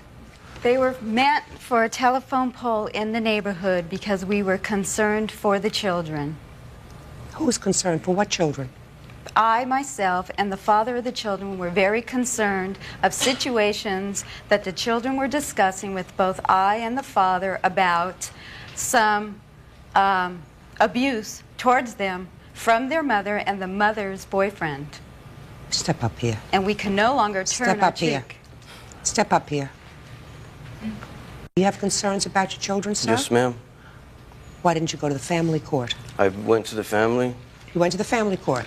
No, I didn't go to family court. I called Child Protective Service. I didn't ask you if you called Child Protective Services. You chewing gum? Yes, ma'am. Get rid of it. I said if you are concerned about your children, why didn't you go to the family court and say, I am concerned about my children, and I think that perhaps we should entertain a different kind of custody arrangement for the children. Why didn't you do that? I did do that. I went to mediation. Good. A mediation. Good. And what happened as a result of the mediation? What happened in mediation? Yes. What happened in mediation? Try to remember, sir, they're your children. Did you I get know your they're my children? children. Did you get your children? Yes, I did get my children. So you got custody of your children? Right. So then no, what I are we didn't get doing custody here? Of my, No. I didn't get custody. Just a second. I didn't get custody of them. I got visitation. Good. Now, after you had visitation with your children, according to your girlfriend, the two of you became very concerned about the children's welfare. Right. So why didn't you go back to court and say, circumstances have changed. I would like to have a hearing with regard to custody of my children. I would like my children to have their own attorney that they can speak to, right? And resolve the matter in an orderly fashion as you did with your visitation request. Why didn't you do that? Well, the man that I was talking to, the mediator, he said if there was any problems to come back and talk to him. There was a statement that he issued, and it was a court order, that she not degrade me in front of the kids and to leave me alone. Degrading you in front of the children. Right. That's your primary concern. No, it's not my primary concern, but these children are going, they're not, how do you say it? Excuse me, I'm not well spoken. But my children are going through hell right now. You think that this makes it better? Well, I think I've already gone to the Child Protective Services. I went to the school. Nobody If you else went to would Child help me. Protective Services, that means that Child Protective Services did an investigation. Huh? Yes, they did. And did they take any action? No, they didn't. And how many times did you go to Child Protective Services? 3 times. And of the 3 times that you went there, was any action taken, any case filed against their mother? There's an open case, but nothing was filed against her. And the children remain in her care? Yes. Do you have any children, madam? Yes, I do. Where are they? She's 17 years old. That's not what I asked you. I didn't ask you how old she is. I said, where is she? She's at home waiting for a job interview. At home where? In Santa Barbara. Is that where you live? Yes, that is. So she lives with the 2 of you? Yes, she does. She finished school? No, she hasn't. Why not? She's a junior in high school. I don't understand what you mean. She's waiting for a job interview. She has independent studies. Why? I pulled her out of the school system. Why? I don't like the high school near my home. Mm-hmm. Huh? Is that your only child? Yes, it is. And when did you pull her out of school? How old was she? September of 96.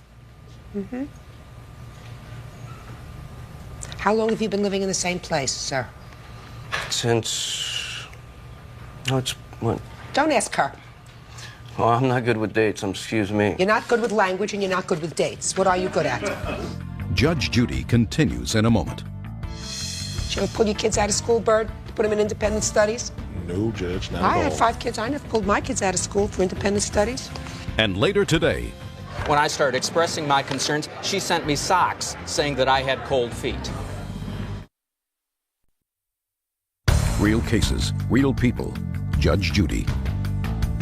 33-year-old Jackie Harder is charging her ex-husband's new girlfriend, Denise Novo, with defamation of character. Jackie says when she moved into a new neighborhood, Denise passed out flyers to the neighbors, falsely accusing her of being a child abuser. Denise says that it's true. You two must be very smart people in order to teach this child yourself. He doesn't know dates, he doesn't know anything, and you do this. This is outrageous! This is outrageous! You are a mean, vindictive woman who could do this. She's moving into a new place. You didn't get what you want when you call Child Protective Services. They conduct no less than 3 investigations against her. They find absolutely no basis to remove the children, so you decide to make a little trouble, make her life a little bit miserable. And you go around before she moves into the community, and you plaster things up around the community. She says she gave it out to people. Genius over here says it was supposed to be on telephone poles. All right? I want to tell you something. If I were the family court judge, not a mediator, but if I were the family court judge who was deciding visitation with your children, you, sir, would see your children under a supervised visitation arrangement only. And I am a very serious proponent of fathers having as unrestricted quality time, if they are not the custodial parents of children, as is possible, because I always believe that that's in a child's best interest, to have the love and companionship of both biological parents. It's always been my view. I'm a serious proponent of that, but not, sir, when you live with this kind of witch. Judgment in this case is for the plaintiff in the amount of $2,000. Whatever counterclaim there is dismissed. That's all. Parties are excused. You may step out.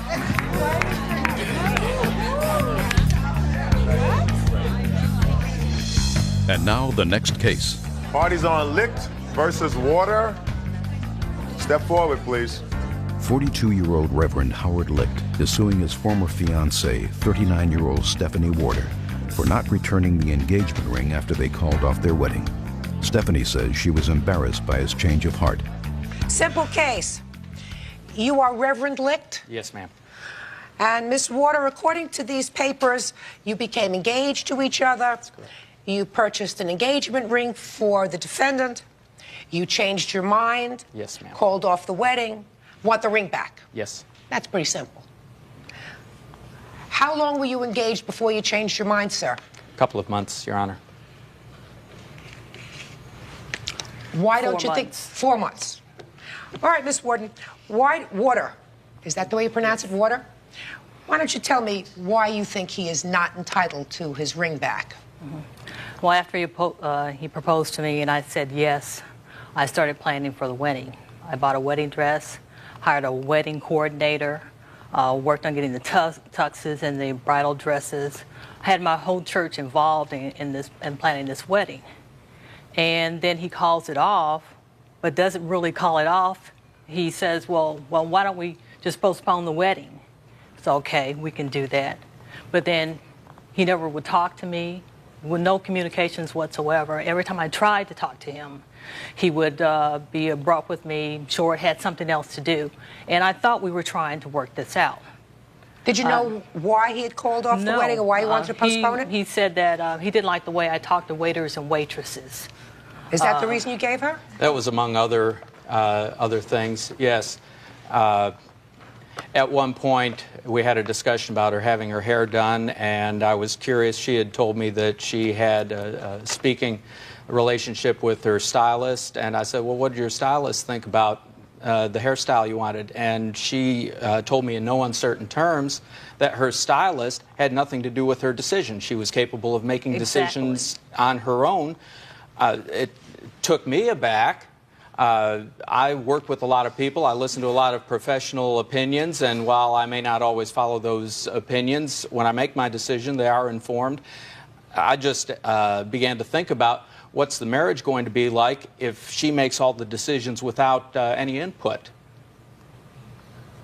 I did have input from people, but the final decision is mine when it deals with my hair or something that deals with me, my car, my house, or whatever, because I am the one that has to live with those decisions. Have you been married before? No, I have never been married before.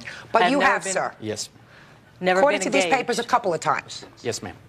And engaged a few more times. Yes, ma'am. How many times? I was going to ask, but as long as you did.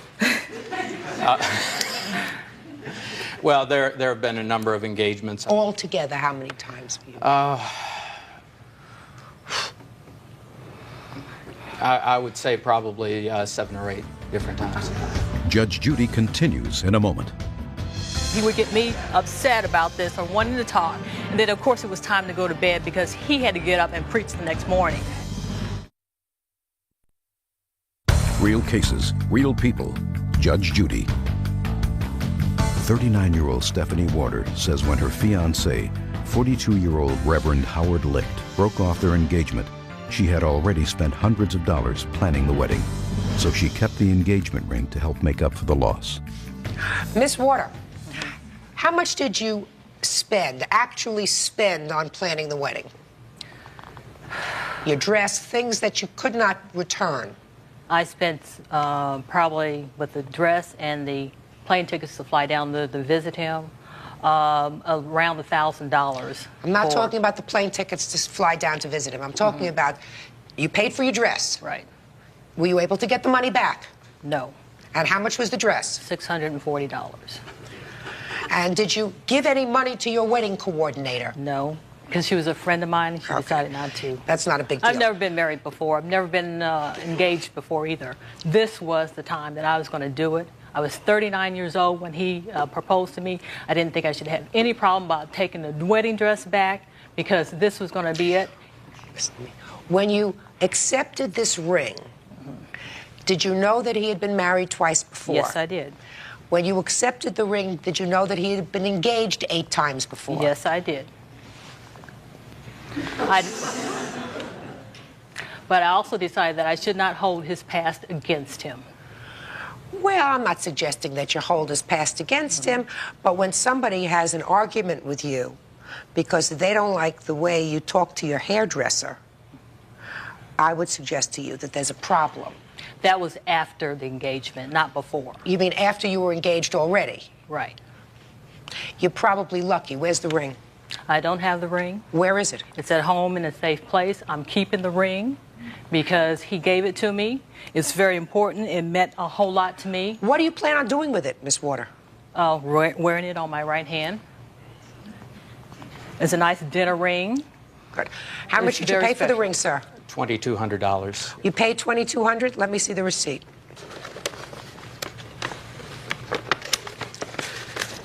Now, Miss Water, I'm not going to send a posse to your house to get the ring. It's up to you. But if, you know...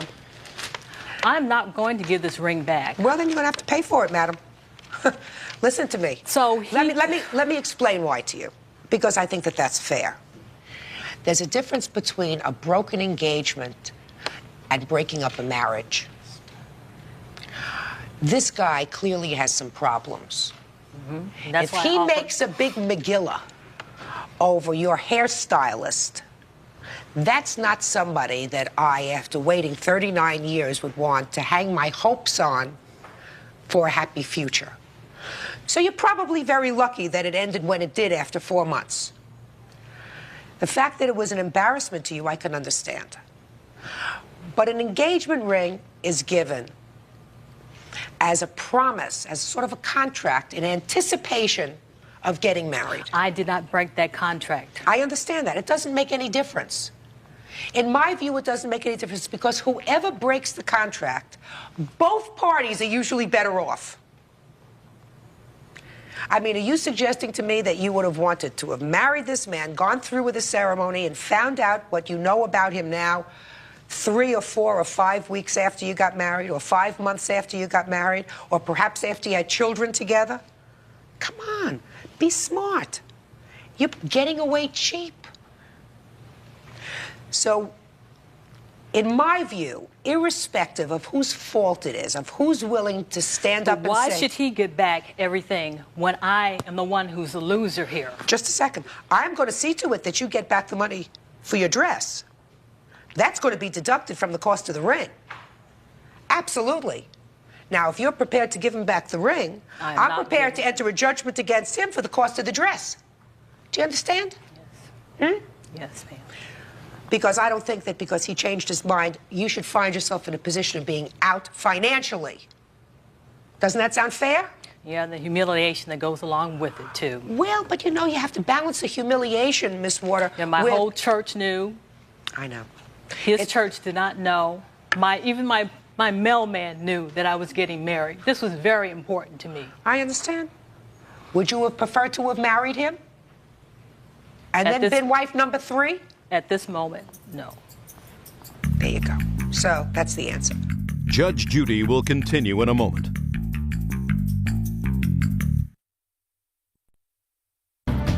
Your Honor, will that be a monetary judgment for the balance? Well, unless I can convince Miss Water that she ought to give up this ring because it's going to be a constant reminder of this very bad period of time. It is not a reminder of bad times for me. It's a reminder of all the good times for me. Okay. I am not giving it back. Very good.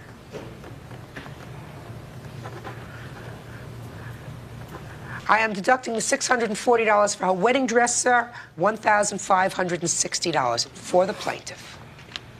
Consider yourself lucky, Miss Water. That's all. Parties are excused. You may step out. Judge Judy will continue in a moment. And on the next Judge Judy. I don't even believe in him as a minister anymore. He cannot be a minister and act the way that he's been doing. He does not practice what he preaches.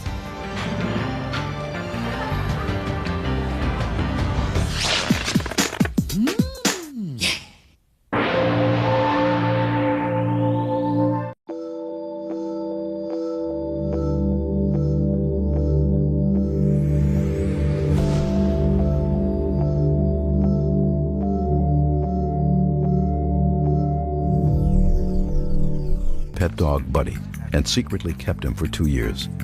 John says he refuses to return the dog because it was neglected. Order, all rise.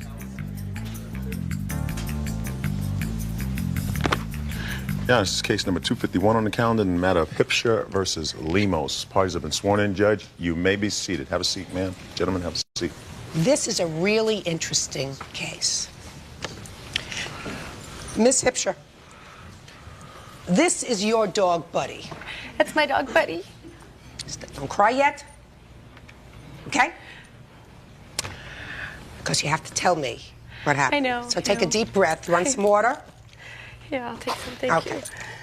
According to these papers, you and the defendant lived together with your 2 children. I assume that these are your 2 kids. Yes. The relationship was going south.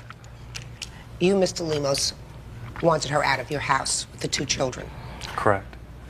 And she was living there with the kids and Buddy. Exactly. According to your papers, you started eviction proceedings against her, correct? Yes. I'm not going to get into why. And sort of at the tail end of these eviction proceedings, it was about 4 months into trying to get her out of the house. According to your answer, you went over to the house and took her dog, right? Correct. You say you have a good reason for going over and taking the dog, but you took her dog. She didn't know where the dog was for how long? 2.5 years. And you had seen him during those 2.5 years? I have telephone records otherwise and stuff to prove that him and I were in communication over the telephone, visiting each other at each other's homes, the whole 9 yards. Had you discussed Buddy? Yes, a lot. When you came home and found Buddy missing, what did you do? I immediately called John at his mom's house and stuff, and at which time he told me that he had no idea where my dog was. He had no inclination of, he says, Irene, I'm sorry, but no, I didn't have anything to do with that. I feel really bad. Made it sound like really personal and stuff, so I went, other than to the Contra Costa County Animal Control, and I set up, that's when I started setting up the missing reports or otherwise and stuff. I searched the premises, went around the blocks, went around all streets, even made up signs. But that's my family member. That's okay. How long had you had Buddy at that time? I had Buddy for 7 years before John took him. Okay. Now, how did you ultimately find out that Mr. Lemos had your dog? My son Joshua was playing with his new girlfriend's son. I have no idea what his name was, but he had mentioned, Joshua asked his son, how many dogs does John have? And the boy came back with 2. Well, John automatically saw that the conversation was happening, pulled away the child from my son and stuff and told him, no, you gotta, whatever, took him back, and then when the 2 confronted again, the 2 children, the boy says, oh no, I made a mistake. John only has 1 dog. He has Zeus. So then your son came home and told this to you? Exactly. Exactly. Okay. And this was at his house, place of residence. I was visiting the neighborhood. Okay, at his house, but not his mother's house? No. Which is where the dog finally ended up? Yes. You're his mother, correct? Yes. So tell me how you confronted him, ultimately. I went to his house and stuff. Neither one of these 2 people were home, and whenever I looked over the fence, that's when I saw Buddy. So you went to his mother's house? Yeah, and that's whenever I found out that's whenever because at first and stuff, I didn't let John know that what was being said between the kids or that I even questioned it, because if I did, he would have just ultimately ran with my dog. So I took it upon myself and stuff without even questioning him or without saying anything to him. I showed up at his mom's house knowing that she was at work and he was at work, showed up and just peered over the fence. So then after you found out that they had your dog, what did you do? I went to the San Leandro Police Department and filed a case against him and stuff, which I have copies of or otherwise. It's 9711035. Okay. Did you call them and say, I want my dog back? Later on that day. Who did you speak to? I spoke to John at first. I could just hear her in the background saying how she's going to kill my dog before she gives him back to me. She's going to put my dog down. I could hear her screaming in the background, yes, John. And then all of a sudden and stuff, he's telling me and stuff. At first, it was a good conversation. It was like, oh, no, how you doing? Oh, yeah, yeah, yeah. And then all of a sudden, I asked him, I says, John, I says, I heard you have my dog. He says, Irene, I don't have your dog. I haven't seen him. I says, John, I was there. Ask your mom if I went by, because I went by her place of employment. She was standing outside, and I went by in a nice little cute little red car and stuff, and honked my horn, and she's all, not knowing who the hell I was, because I'm sure she would have given me the #1 finger first. But she waving at me and everything and stuff. I called it up. All right, Mr. Lemos. You took her dog, right? Yes, yes. I'll hear your story. Okay, the reason why I did take the dog was like the last 3 to 4 weeks before she finally got out of my house. She wasn't hardly even around at that time. All of her belongings were still there, but there was numerous times that I would go to my house, check on my house. We couldn't live together, of course, so I was staying at my mother's house. There was numerous times that I'd go out there and I would see that the dog had no food or water. And there was a couple of times that I had went out to my house, spent the night out there, and she never was there. I don't know where she was. I had no way of contacting her because I didn't know where she was, going from point A to point B. And so I had felt that the dog was being neglected because when I would go there, he wouldn't have any food or water. And I felt compassion for the dog, and I thought that I could give him a better home which she could provide, because the last 4 weeks, it seemed to me like she could have cared less about the dog, or even trying to get it out of my house, for that matter. Mr. Lemos, I read your answer, sir. You know, judges are supposed to be able to relate to situations with a certain amount of common sense. Let me suggest to you what my common sense made from your answer. Let's pick a month. Let's say in December you decided to separate. She's living in your house with her 2 children. She says, I'm not moving now. You go down to municipal court, housing court, and file papers to have her evicted. She gets an extension of time. Is that what happened? That's exactly what I did. Because the judge looks at her 2 children, and says, I'm not going to put her out on the street tomorrow, even though it's his house. These people lived together for 2 years. She needs a little time to relocate. Meanwhile, you're getting more and more annoyed. So a month goes by, and 2 months go by, and you're getting hotter and hotter. And 3 months go by, and finally in month 4, you decide that the family pet is being neglected. So I'm going to take the family pet. Maybe next time, if you don't move, one of your children will be missing. Judge Judy continues in a moment. When John first took him, I was crying because he was my pal.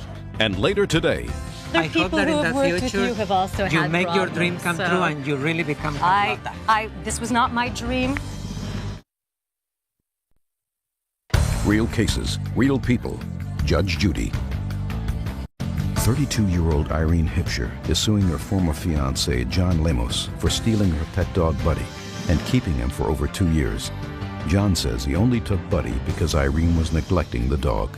Now, maybe your compassion for the dog was mixed with a little animus towards the plaintiff. You have no right to take her animal. And then for 2.5 years, you lied to her. If you thought there was a legitimate question of animal neglect, you have the right to call authorities and say, this animal is being neglected. You didn't do that. How come?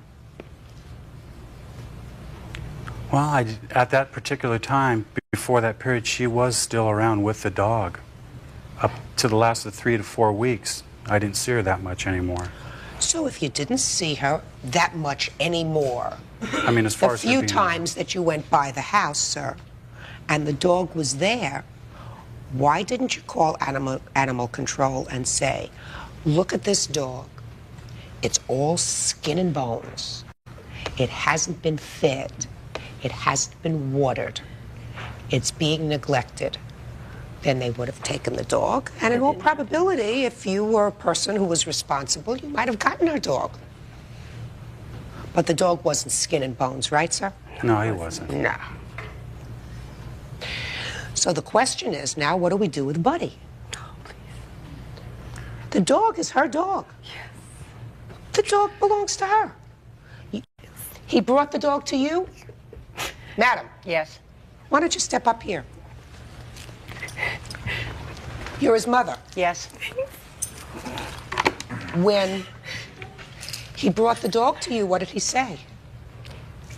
Just about what he told you, that he felt that the dog wasn't being treated right because there wasn't any food or water. And so he said that he felt that we could take care of the dog better, and he hadn't seen Irene. He didn't know where she was, so... And you didn't question it? No, I didn't. Did you tell her you took the dog? No. So you've become attached to the dog, too? Absolutely. But the dog is hers. I agree. So it has to go back to her. Yes. Period. That's the end of discussion. All right. Yes, sir. You know how she said it was being treated well? Her backyard was way worse than what we have now. They have apples all over the ground, not even grass. I don't even have an apple tree anymore. Tell me your name. Jason. Jason. Pimentel. Do you think this dog knows who you are? Yeah. Let me see. Let the dog go. Come on, buddy. Come here, buddy. Come here. Yes. Oh, yes. No, that's okay, boy. That's okay, boy. It's okay. That's okay. That's okay. Don't hit him too hard, Jason. Oh, yeah. That's okay, Bobby's. That's okay, Bobby dog. Yes, it is. Now, the question is, Mr. Lemos. Stay. You did the absolute wrong thing, and I think that you traumatized not only the plaintiff, she's an adult. Dog. But these two little kids. They weren't even there. That's all right. The dog's going to have to get used to, let the dog go. The dog's going to have to get used to your family all over again. But you traumatized two little children who were really innocents, and you traumatized them because you were annoyed that their mother wasn't moving out of your house fast enough. Buddy. True. Buddy. So, the kids weren't there the whole time. For want of a better word, sir, Buddy. you have to be punished. Buddy, come. So I'm going to punish you to the tune of $2,500. That's all. Parties are excused. Step out, please. Buddy. Out the back door to your right. Basically, instead, it all boils down to he's a mommy's boy. He has a brand new house. He's been living with mommy for the past 2.5 years. No, I and him and haven't. I've been broke up. Yes, you No, have. I'm back at my house. And now the next case. Parties on Innocente versus Sierra Olivia. Step forward, please. Actress Celeste Innocenti is suing playwright Jesus Sierra Oliva. She claims after he promised her the lead role in a play he was producing, the role was given to another actress. He says it was up to the director. This is a case about principle. Plus $100. Exactly. What's your first name? Celeste. Celeste. And your first name, sir? Jesus. You are an actress by profession, or is that your avocation? Well, I wish I earned more money at it, but it is my profession. Okay. According to this complaint, Jesus offered you a role in a play that he was producing, correct? Yes, correct. A big role. Mm-hmm. And that play was to be performed at a small theater in September. I believe September 13th and 14th. 12th and 13th. According to you, sometime later, he advised you that you didn't have the part, and you had to audition for it again. No, he never advised me that I didn't have the part. Judge Judy continues in a moment. Listen, you say I'm the boss, applesauce. You can pick anybody else you like. Carlotta is spoken for. Real cases, real people. Judge Judy. Actress Celeste Innocenti is suing playwright Jesus Sierra Oliva. She claims after he promised her the lead role in a play he was producing, the role was given to another actress. He says it was up to the director. He said you had to audition for it again. He had some problems with the production. He didn't say that I had to audition for it again. What did he Your Honor. say? He did say that auditions would be held. He left a message on my machine in late August, and then when I called him back, he said there were so many new parts and so many people had dropped out. He asked about my availability at that time. And then I told him, well, I'd been working on it for 2 months, and you have to understand, he initially called me to audition. He had gotten my name, and he said, well, you know, I heard you were a very good actress, and I would like you to audition. So at that point, having invested all this time and energy, I said yes. And in fact, the venue had been changed to a better theater, a more inconvenient date. But then I did say, yes, I was still interested. So you did go and audition again? Well, no, the director, finally he had gotten a new director because the previous director had dropped out. So the director never did answer my calls or return my calls, and finally I did get a hold of him, and he said, well, rehearsals will begin on next Monday. This was September 1st, Labor Day, and then there will be every Monday and Tuesday until the performance. And then that Friday he called me back and said there were going to be auditions Saturday and Sunday. And I said, excuse me, auditions? I had been working on this role for 2 months, and Jesus had hired me to do this role. And he said, well, then come in and meet me. And then the next morning, being Princess Di's funeral day. I get in there. I was already depressed. I get in. I heard somebody reading for the role, and then I asked Jesus about it, and even then he said, "Oh, no, you are Mama Carlotta." And then he said, "You are the best I've seen so far." And, you know, at that point, the director still didn't, you know...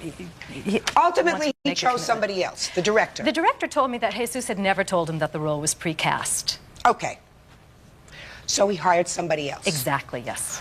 And they had promised you a $100 stipend for this performance. Yes. You, sir, according to your answer, had some problems with the original production. Is that right?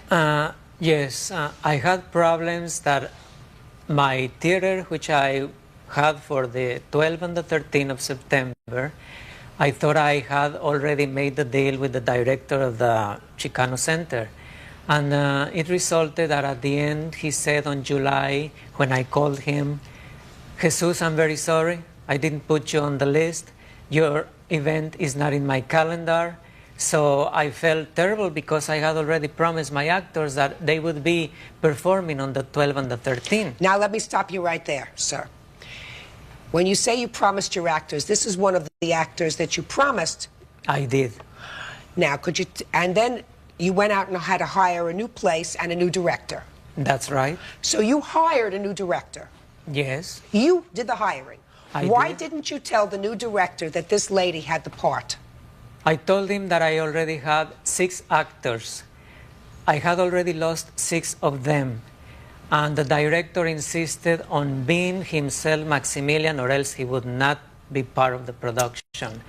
And then it seemed to me like everybody wanted to be Maximilian, all the men wanted to be Maximilian, and all the ladies wanted to be Carlotta. Just a minute. Am I correct, sir, that you had already promised her the role of Carlotta? Yes. Well, so if everybody wanted to be Carlotta, what difference does it make? This is your production. Why didn't you just say to the director, you can cast anybody else that you want for other roles? Yes. But I already have promised this lady, and for 2 months she's been working on the role of Carlotta. Is there any reason why you didn't say that? Because I did not ask Celeste to work on the role for 2 months. I told everybody that their commitment would be for only the 2 first weeks of September. For the performance? For the performance No, only. just a second. And the rehearsals. But she's an actress, so she was working on the part. Did you give her the script? Yes, I did. So she had the script from the Yes. time you first promised her the role. Judge Judy is ready to rule.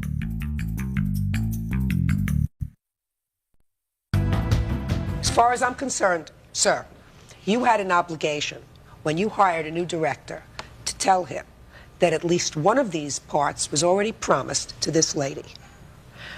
Because you had given your word to her. She, as a result of your promise, went out and performed her job, which was to familiarize herself with the role, to work on it for a couple of months. It was within your control to see to it that she got the part, because the director was also your employee. And you could have said to the director, pick anybody else you like, sir. Carlotta's spoken for. You didn't do that. I did not, because he said, I am going to choose the actors. Listen, you say I'm the boss, applesauce. You can pick anybody else you like. Carlotta is spoken for. The commitment was for $100? Yes, it was. That's what you're suing for? Yes. Vindicated, $100 for the plaintiff. Parties are excused. You may step out. Judge Judy will continue in a moment. And on the next Judge Judy. If you were so well prepared for Carlotta, why did you fail in your second audition? Well, you know, failure is a question of perception. Let me put it that way.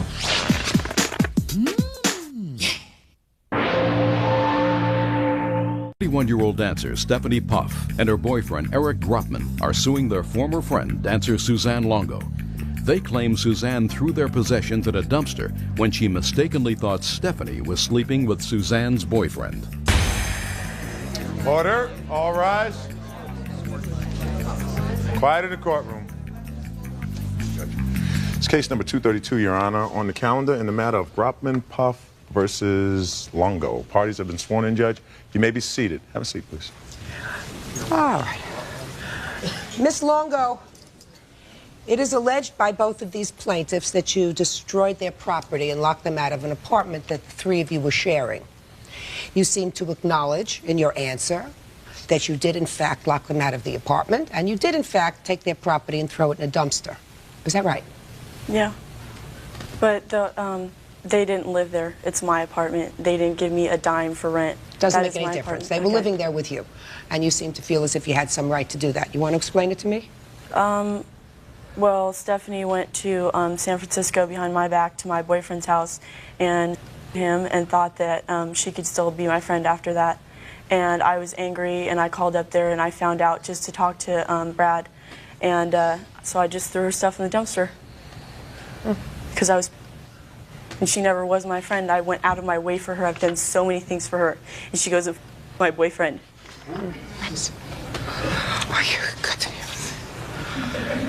How long did you live there? I was staying there approximately 2 weeks. And this is your boyfriend? Yes, it is. What property did she destroy? She threw away most of the clothes I own and several pairs of shoes and a very expensive cellular telephone. We have a list of...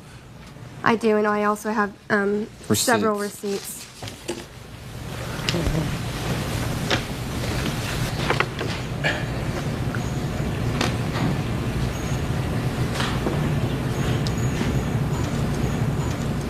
My God, I couldn't be so specific about what I had in my house as you are.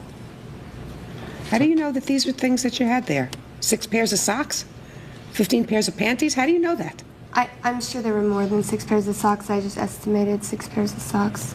There's probably things that are missing that I can't remember. You had taken none of your property with you? I had several things with me. A bag. We just done 3 loads of laundry, and they were all at her house, not to mention a closet full of stuff hanging up that was inside of her home. Where were you when all this was going on, I sir? was in Los Angeles with a friend, and she was in San Diego where we all live. And she was in San Francisco, I was in L.A., and she had assumed that since she went to San Francisco without Suzanne, that she had done it maliciously to sleep with her boyfriend, when in all actuality she was heading to Reno and just got too tired on the trip and decided to stay in San Francisco. And they were going to stay at her witness's house, at her brother's house, and they couldn't wake him up, or that he wasn't home, so they decided to stay at this gentleman Brad's house, who she's referring to. They had stayed there 2 weeks previously, all 3 of them. And so they thought, hey, maybe we can stay there, because we were just there 2 weeks ago. Brad said no problem, and they stayed there. Can I say something? Yeah, sure. There was not a closet full of things, and they did not stay with me for 2 weeks straight. They stayed with me for 1 or 2 days at a time, and there was exactly 2 bags of clothes, and that is all. What about a phone? Oh, cellular phone. She said that you... I never saw a cellular phone. I never saw a cellular phone. Well, you were in pretty much of a rage. Yeah, I was. Huh? Yeah. Well, then you have to pay for it. It could have been in their stuff, and I could have, you know, thrown it away. It could have been in the bag already. There was some clothes hanging up, and there was clothes already in a bag, and I took the clothes that were hanging up and put them in another bag, and I took them and I chucked them in the dumpster because, you know. Miss Longo. Your Honor. Just a second, Miss Longo. You have to pay for that. You can't do that.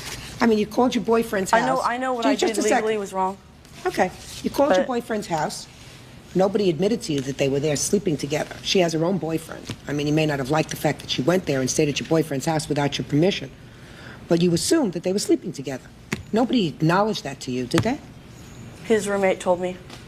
I don't believe that. His name's Mark. I don't believe that. Why would anybody do that? Why would anybody stir up trouble?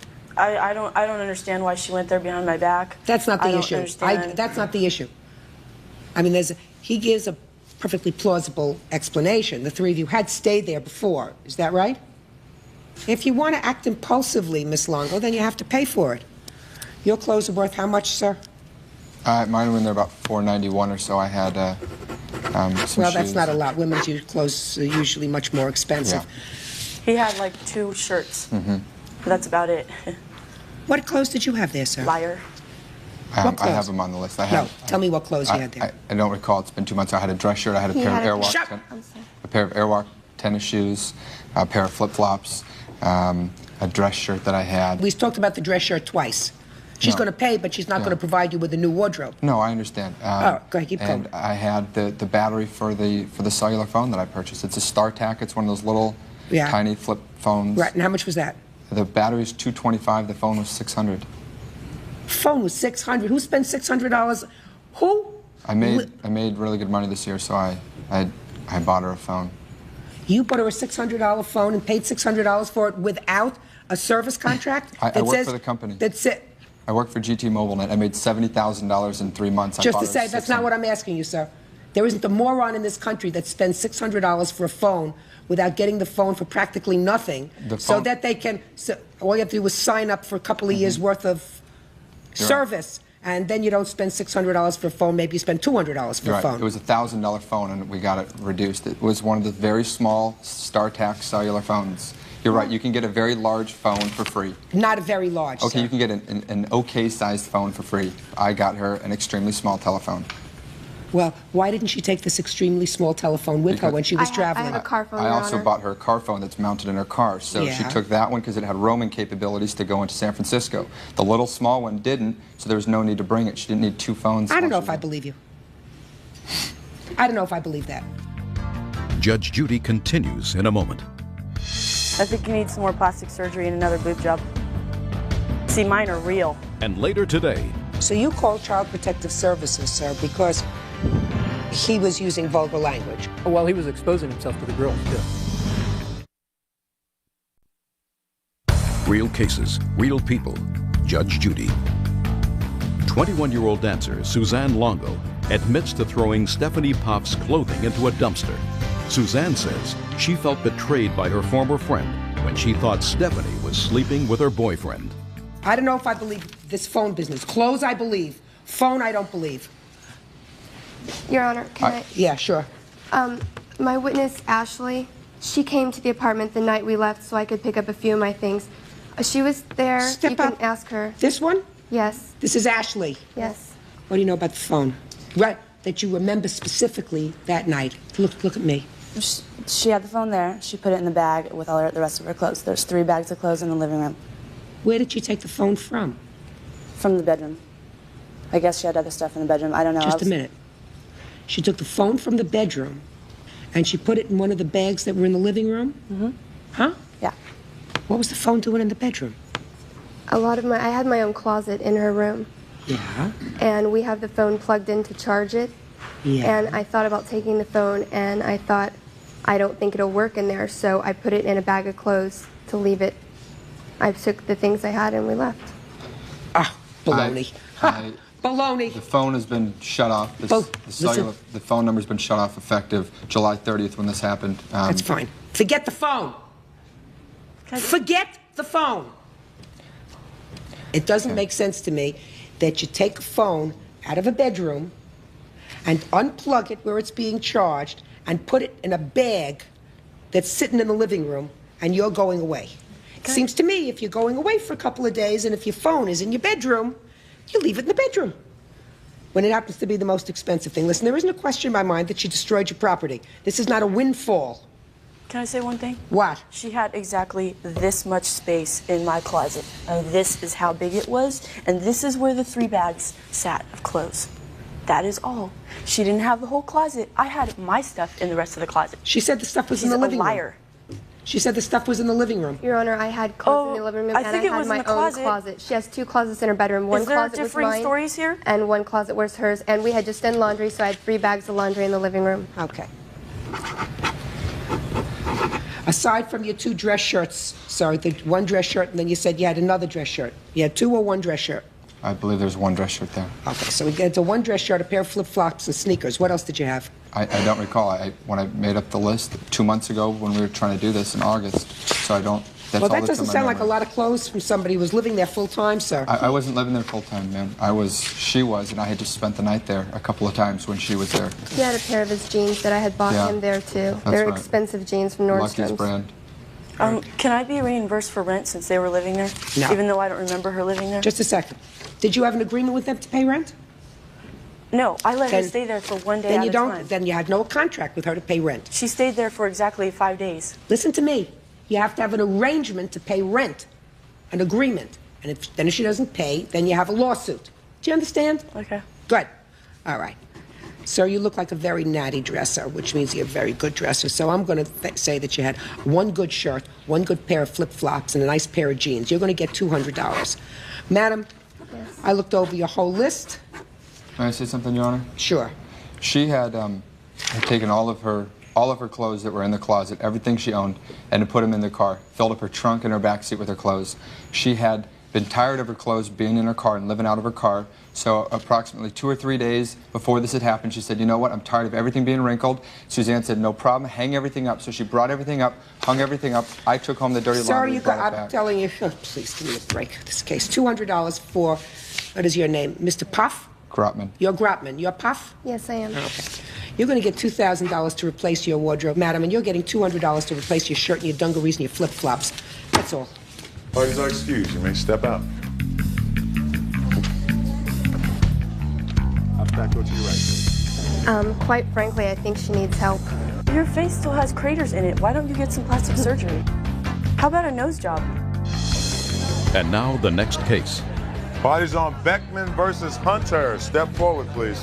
42-year-old service technician Gary Beckham is suing his neighbors Chris and Jamie Hunter, claiming their 3-year-old daughter Tiffany scratched his truck with a knife. The Hunters are countersuing Mr. Beckham for harassment. That is the villain? That is the villain, yes. Cures him. However, according to your complaint, Mr. Beckman, this little girl over here is 3 years old. Correct. Your daughter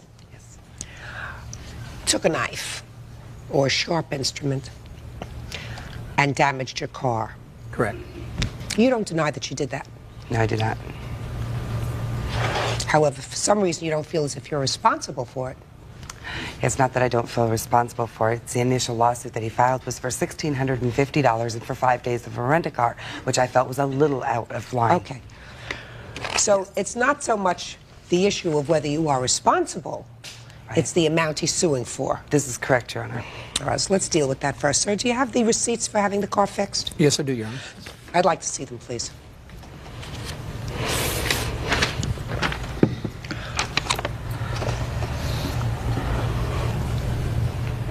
Sir, explain this to me, all right? Okay. I originally sued for $1,650. That was the higher complaint, or the higher estimate that I got to fix my car. Everybody was telling me that it could not be buffed out. I do have pictures of the damage. But it was. When it was all said and done, I had a lemon, Your Honor, and I had to turn it in. I was 2 days away from turning it in when the damage got done. Okay? They gave me a 30-day extension to get the thing fixed. I took it down to Crown Dodge. I says, fix it. Buff it out, paint it, whatever you need to do. Okay. I need to get rid of my car. They came back and said it was buffed out, fine. The dealership bought the car back.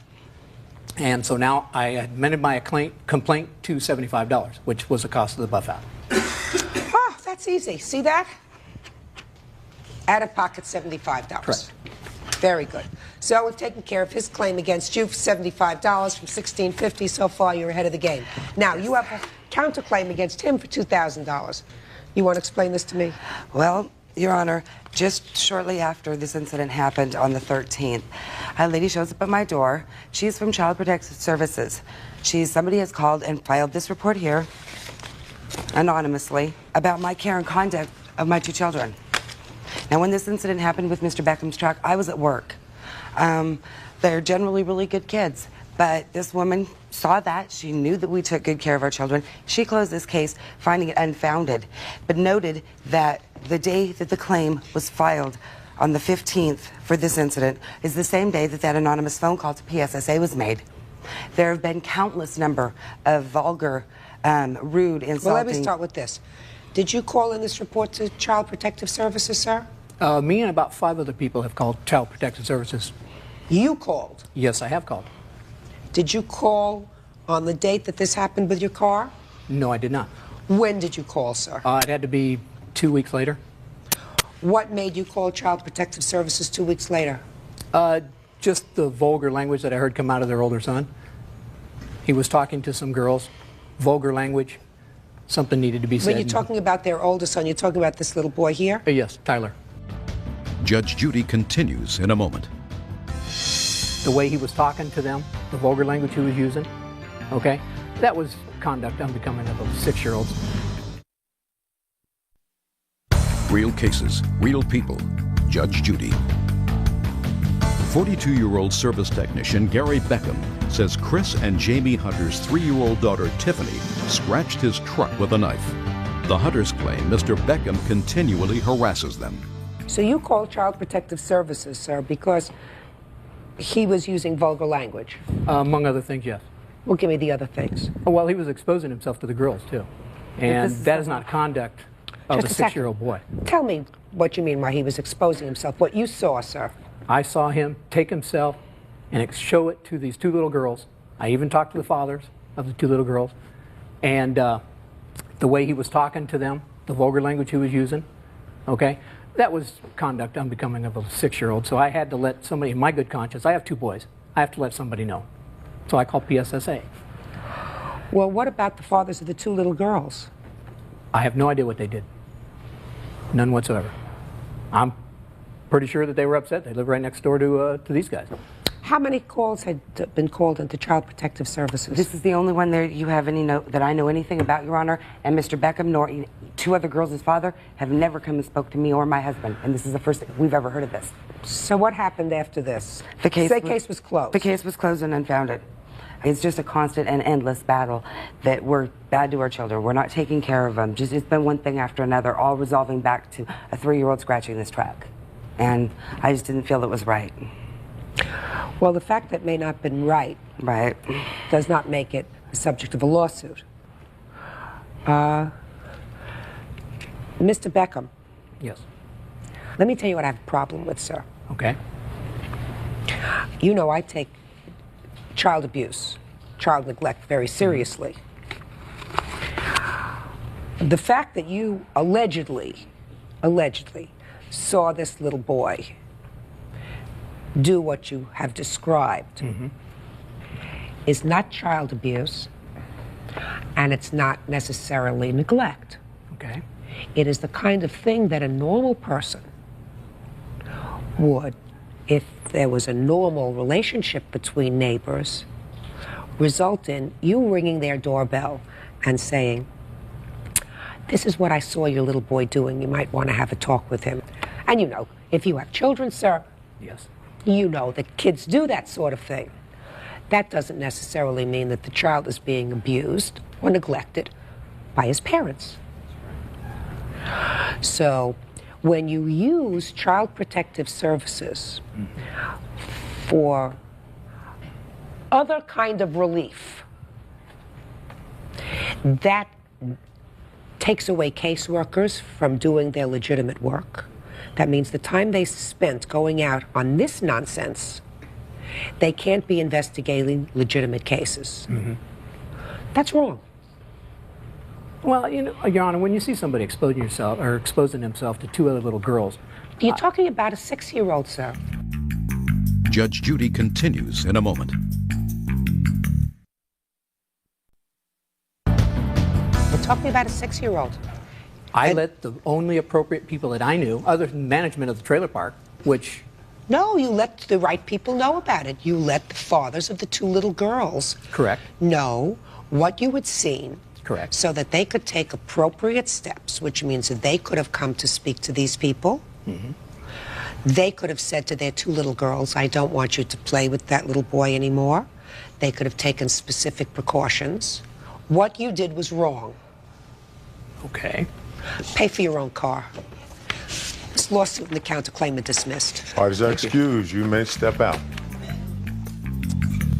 There you go, out the back door to your right. Judge Judy continues in a moment. And on the next Judge Judy. The social worker that came out obviously saw what it was worth. Absolutely nothing.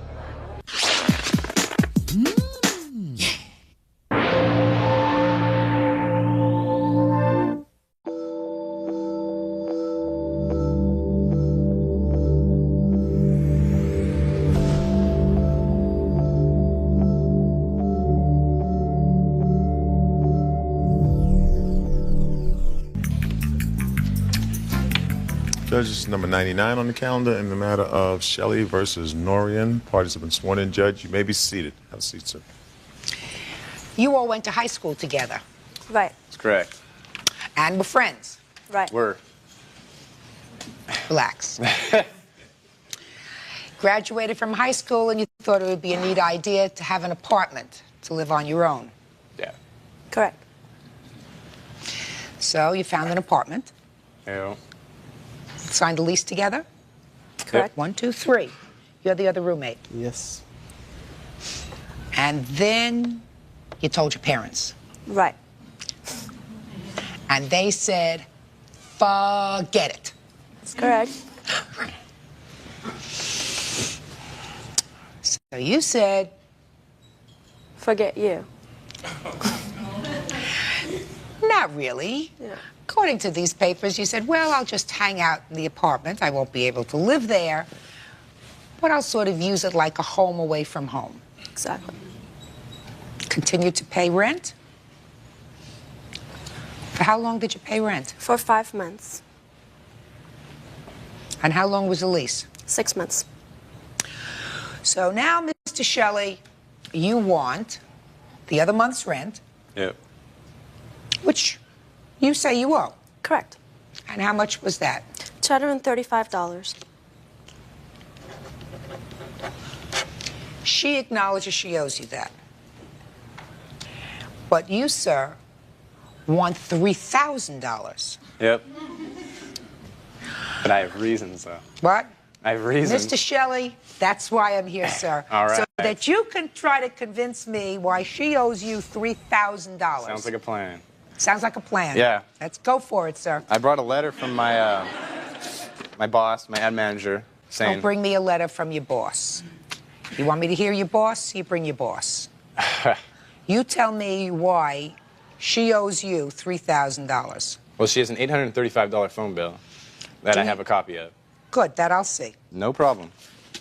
Did you show it to her? Yeah, she's seen it several times. Actually, she Actually, even... you know what? I have paid so many phone bills. There's only one phone bill that I still owe you for, and I admitted it in my statement, which was $375. For the last month, I was not in the apartment, so whichever ones that were there is not my fault. So don't try to blame it on me, Peter. Okay. The way it works, Judge, is you get paid phone bills for the month before. She wasn't in the last month, but she was in the previous months. So what was the month that you last spent in the apartment? I believe it was April, and that was for the $375. And she bounced a check previously for $387 that's carried over. That's showed on there as well. And I think Chris will testify to everything that she made every single one of those phone calls. Oh, I admit I outside of made the California. phone calls. I made the phone calls to Florida. I have relatives in Miami and elsewhere in the United States, and I admit to it, and I've paid them previously, and the ones that I do admit for them for the $375. But I do not admit for the other No, ones. it's $835. I think Chris According will to testify you, the ones that I've Just a made. second. What was your last date in the apartment?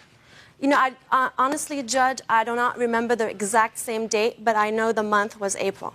Beginning, middle, end? Somewhere in the middle. Okay. I It have was the end of calls April. here to Cleveland. Who is that? I don't know anybody in Cleveland. I admit to Miami, I admit to New York and New Jersey, but I don't know anybody in Cleveland. Well, I have North Dade, Florida. That's correct. I know it's April Florida. 9th. And then after that, I have no calls to Florida, but sorry, Miss Nurian. I just turned over the page. May 1st, 48 minutes. Damn, sorry. It's not April. Oh, that's good. Hey, I'm sorry. May 1st, 48 Okay, minutes. you know, you might be correct. I'm not going to argue that. Judge, I think my witness... April 30th. You also called the same number in Miami, so you were there in April and May, beginning of May. The lease, Your Honor, ended in June, and I remember that I was not there for the last part of the month. As far as exact the same date, honestly, I do not remember what it was. What had happened was my parents found out, and boom, like that, I was just out there, out the door. Okay. Let us say that her phone bill is $800. Okay. And she owes you $235 for her rent, which Okay. she acknowledges. That's $1,035. Okay, Mr. Shelley. Let's go how we get to $3,000, Okay. sir. I work in a commission-based job. I have to be using the phone. I carry a pager with me. I'm always on call. If I'm at home, I'm always on call. I'm working no matter what, all the time. If I don't have a phone, which I didn't for 2 months, very much handicaps my job. If I can't call clients back, I can't service them. I lose clients, I lose money, I lose a lot of stuff. It's just everything, I mean, everything totaled up me off. I think she should pay for it. I take cold showers for 2 months. I mean, it sounds lame, Why did you have to take cold showers for 2 because months? she didn't pay her gas bill. And everything totaled together, just, I think she should pay for what she did. Your Honor, and in the previous matters, you know, I've paid for everything on time as everything was supposed to be paid of. Why didn't you pay? Why didn't you pay your last month's rent? Okay, let me explain to you, Your Honor. My parents had found out, and my bank account, everything was with my parents' name. They had everything a hold of it. They closed everything for me, and I wasn't working, so everything was gone from me, from getting about $4,000 a month from my parents to $0 a month. I was looking for a job. I was struggling, trying to find stuff. I know people are going to say, you know, you're spoiled. Yeah, you got $4,000. Oh, poor thing. She's not going to get anything now. Yeah, but you know what? I'm trying to do it on myself. Give me some time. I'll do it. And I've talked to him previously, and I told him, let me get myself back on my feet, and I'll pay you back. He's borrowed money from me before. You didn't see me hauling your ass. Peter, pay me. Did I pay you back? You did, but you didn't see me hauling your ass. Did it take me 2 months to pay you back? You were like 2 weeks late, but I didn't say yelling anything at to each you, other. Peter. The I didn't say anything to thing you, that made me Peter, the though. angriest, Judge, is that she said she would pay me, and she said she'd pay me several times. I wrote checks because she was going to pay me the next day. I mean, she's all, I'll pay you tomorrow, $235, no problem. And I'm all, yeah, okay, great. I'll write a check for the rent. I'd wrote 2 checks, bounced 2 checks. It ruined my credit. Your Honor, I stepped to the apartment one time when I owed the money $235, and I left it in the apartment in an envelope, and I wrote on it, Peter. I call him, and he tells me, I didn't find it. Okay, and I was still trying to be a nice guy, and I said, okay, maybe, you know what, it got lost because it was an envelope. It got thrown away. You know, it's a house full of men. You know, you never know. It can be thrown away. I was still trying to be the nice guy and pay him back. Oh, go ahead and laugh, Peter. Listen. Judge, she left it in not an envelope. She left it in a piece of notebook paper folded up on a cluttered How would you know college if you counter. never saw it? You told me, you stupid... God. Judge Judy continues in a moment. They don't have phones in San Diego. Yes, You can't I pick do. up a phone and go, Listen to my last yo, statement, I'll did pay you? you later, Peter. Yo, shut the hell up, Peter. Shut the hell up. You shut up. And later today, Did you have acupuncture on your cat? She also took the cat to the pet psychic. real cases, real people. Judge Judy. Peter Shelley is suing his former friend and roommate, Joyce Norian, for not paying her rent and phone bill. Joyce agrees she owes some money, but claims it's nowhere near $3,000. Listen to me, sir. You're 19? Yeah. You're at the beginning of your career. Uh-huh. We're not talking about heavy-duty problems, sir, that require this kind of anger. You understand? Sometimes you get involved in living situations and it doesn't work out. That doesn't mean you're compensated for everything from lost beepers to cold showers. Not lost beepers, lost clients, which is... Well, that's hard, very hard for a court to calculate, sir, how much business you actually lost as a result of your phone being turned off.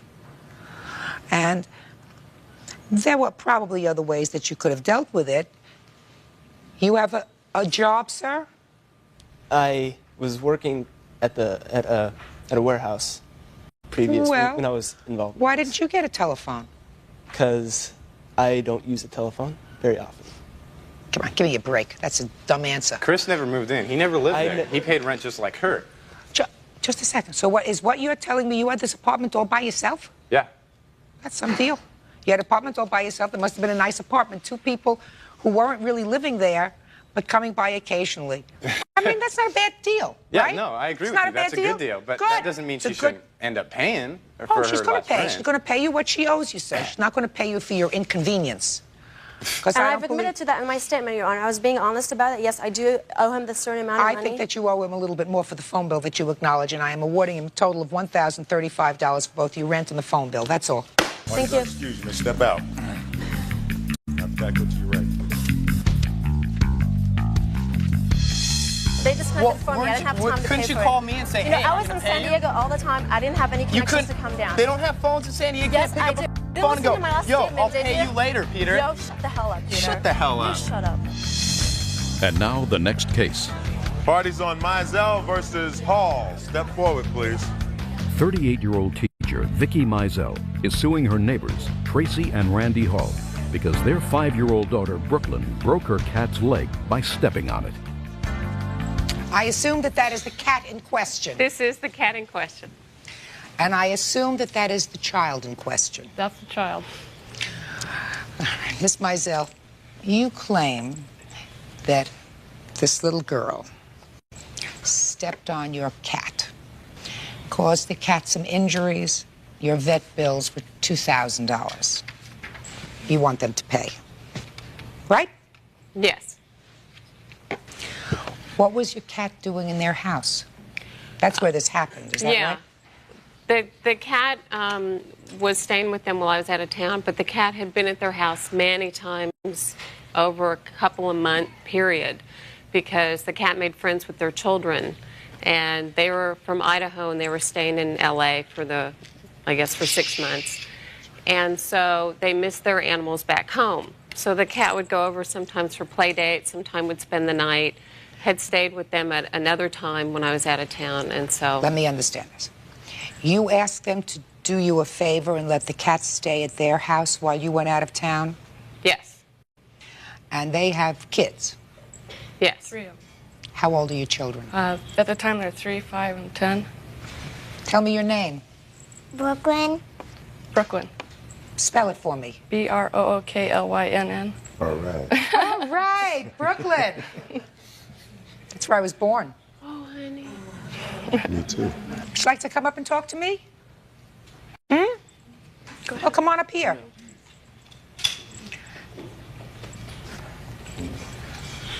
Watch your step. There you go. Hi. Hi. That's a really pretty name. Thanks. Do you know what happened to that cat that made it limp? When I just got up out of bed, I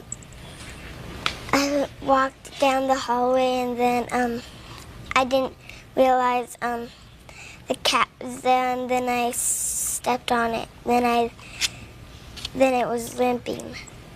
Okay, was that an accident? Do you like the cat? I figured you liked the cat. You play with the cat? Yeah. Do you have any other animals home? Yeah, we raised some cows and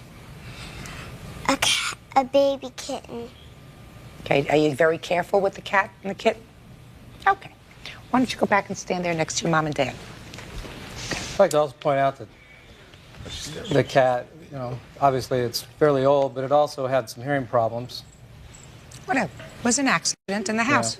Miss Mizell, now according to what I've read here, you don't have this cat very long, is that right?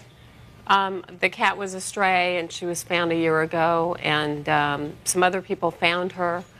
And so you've had the cat for about a year? A year now. Okay, and how old is the cat? Do you have any idea? We think about 15 or 16 years old. Okay. And there was, at the time when we found out that her foot was broken, Mr. Halls, and we all went to the vet together. The vet explained what would have to happen, and he said to me, he said, we'll pay for half the surgery, let me talk to my wife. Your claim against these people is $2,000. Now. Because that's what you've spent in vet bills. Yes, plus, Is that right? Yes. Okay. Now, let's say, Ms. Mizell, that the vet bills to take care of the cat were $10,000. Would you have paid $10,000? I don't know. I don't have $10,000, and I don't know. Would you have paid $5,000? Yes. But you don't know if you would have paid 10? I haven't been working. I was injured 10's a lot. How about 20? 20,000? Mm-hmm. I would have found her a home. I would not have had her put to sleep. But you wouldn't have paid the 20? I mean, you're asking stuff I'm asking you that's these arbitrary. questions. I'm asking these questions for a reason. If I had $100,000, I would have paid 20. Yes, but you don't. Right. So that you yourself put a limit on how much you would spend to take care of the cat. Well, it's actually not over yet. Right. Judge Judy continues in a moment. It's a bad break. It's an old cat. You know, the older you get, the more brittle your bones get. That's what they tell me, at least.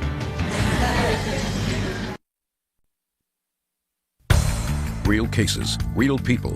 Judge Judy. Vicki Mizell thinks her neighbors, Tracy and Randy Hall, should pay her vet bills because their 5-year-old daughter broke her cat's leg. The Halls feel the cat should be put to sleep. You are not suggesting that this child purposely hurt your cat. You are not suggesting that, are you? I'm not, and in the records it says it was accidental. Fine, so this child accidentally stepped on your cat. I think it's a bad break, so, you know. It's a bad break, it's an old cat. You know, the older you get, the more brittle your bones get. That's what they tell me, at least. And what you can withstand when you're 60, you can't withstand when you're 56. So I'm certain that this little girl, when she was walking down the hallway and stepped on the cat was just lying there. She didn't mean to hurt her. Now, you were prepared to spend any amount of money to take care of your cat. These people originally offered, according to these papers, I think $400. Is that right? Right. When I was at the... I think that was very, I think that really that was very nice of them. They never did. They said they did, and then they didn't. What?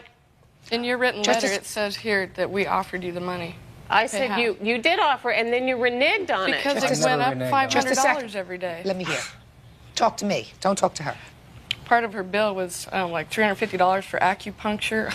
And then, I mean, do you have acupuncture on your cat? Yeah, but this is being exaggerated. No, I just have did you it have right here. Did you have acupuncture on your cat? Yes, there was acupuncture on the cat, and it was not $350. I have it. Shh. It's torn. Let me see it. she also took the cat to the pet psychic. That's how she found out that the cat belonged to another family. Well, that's not part of your bill.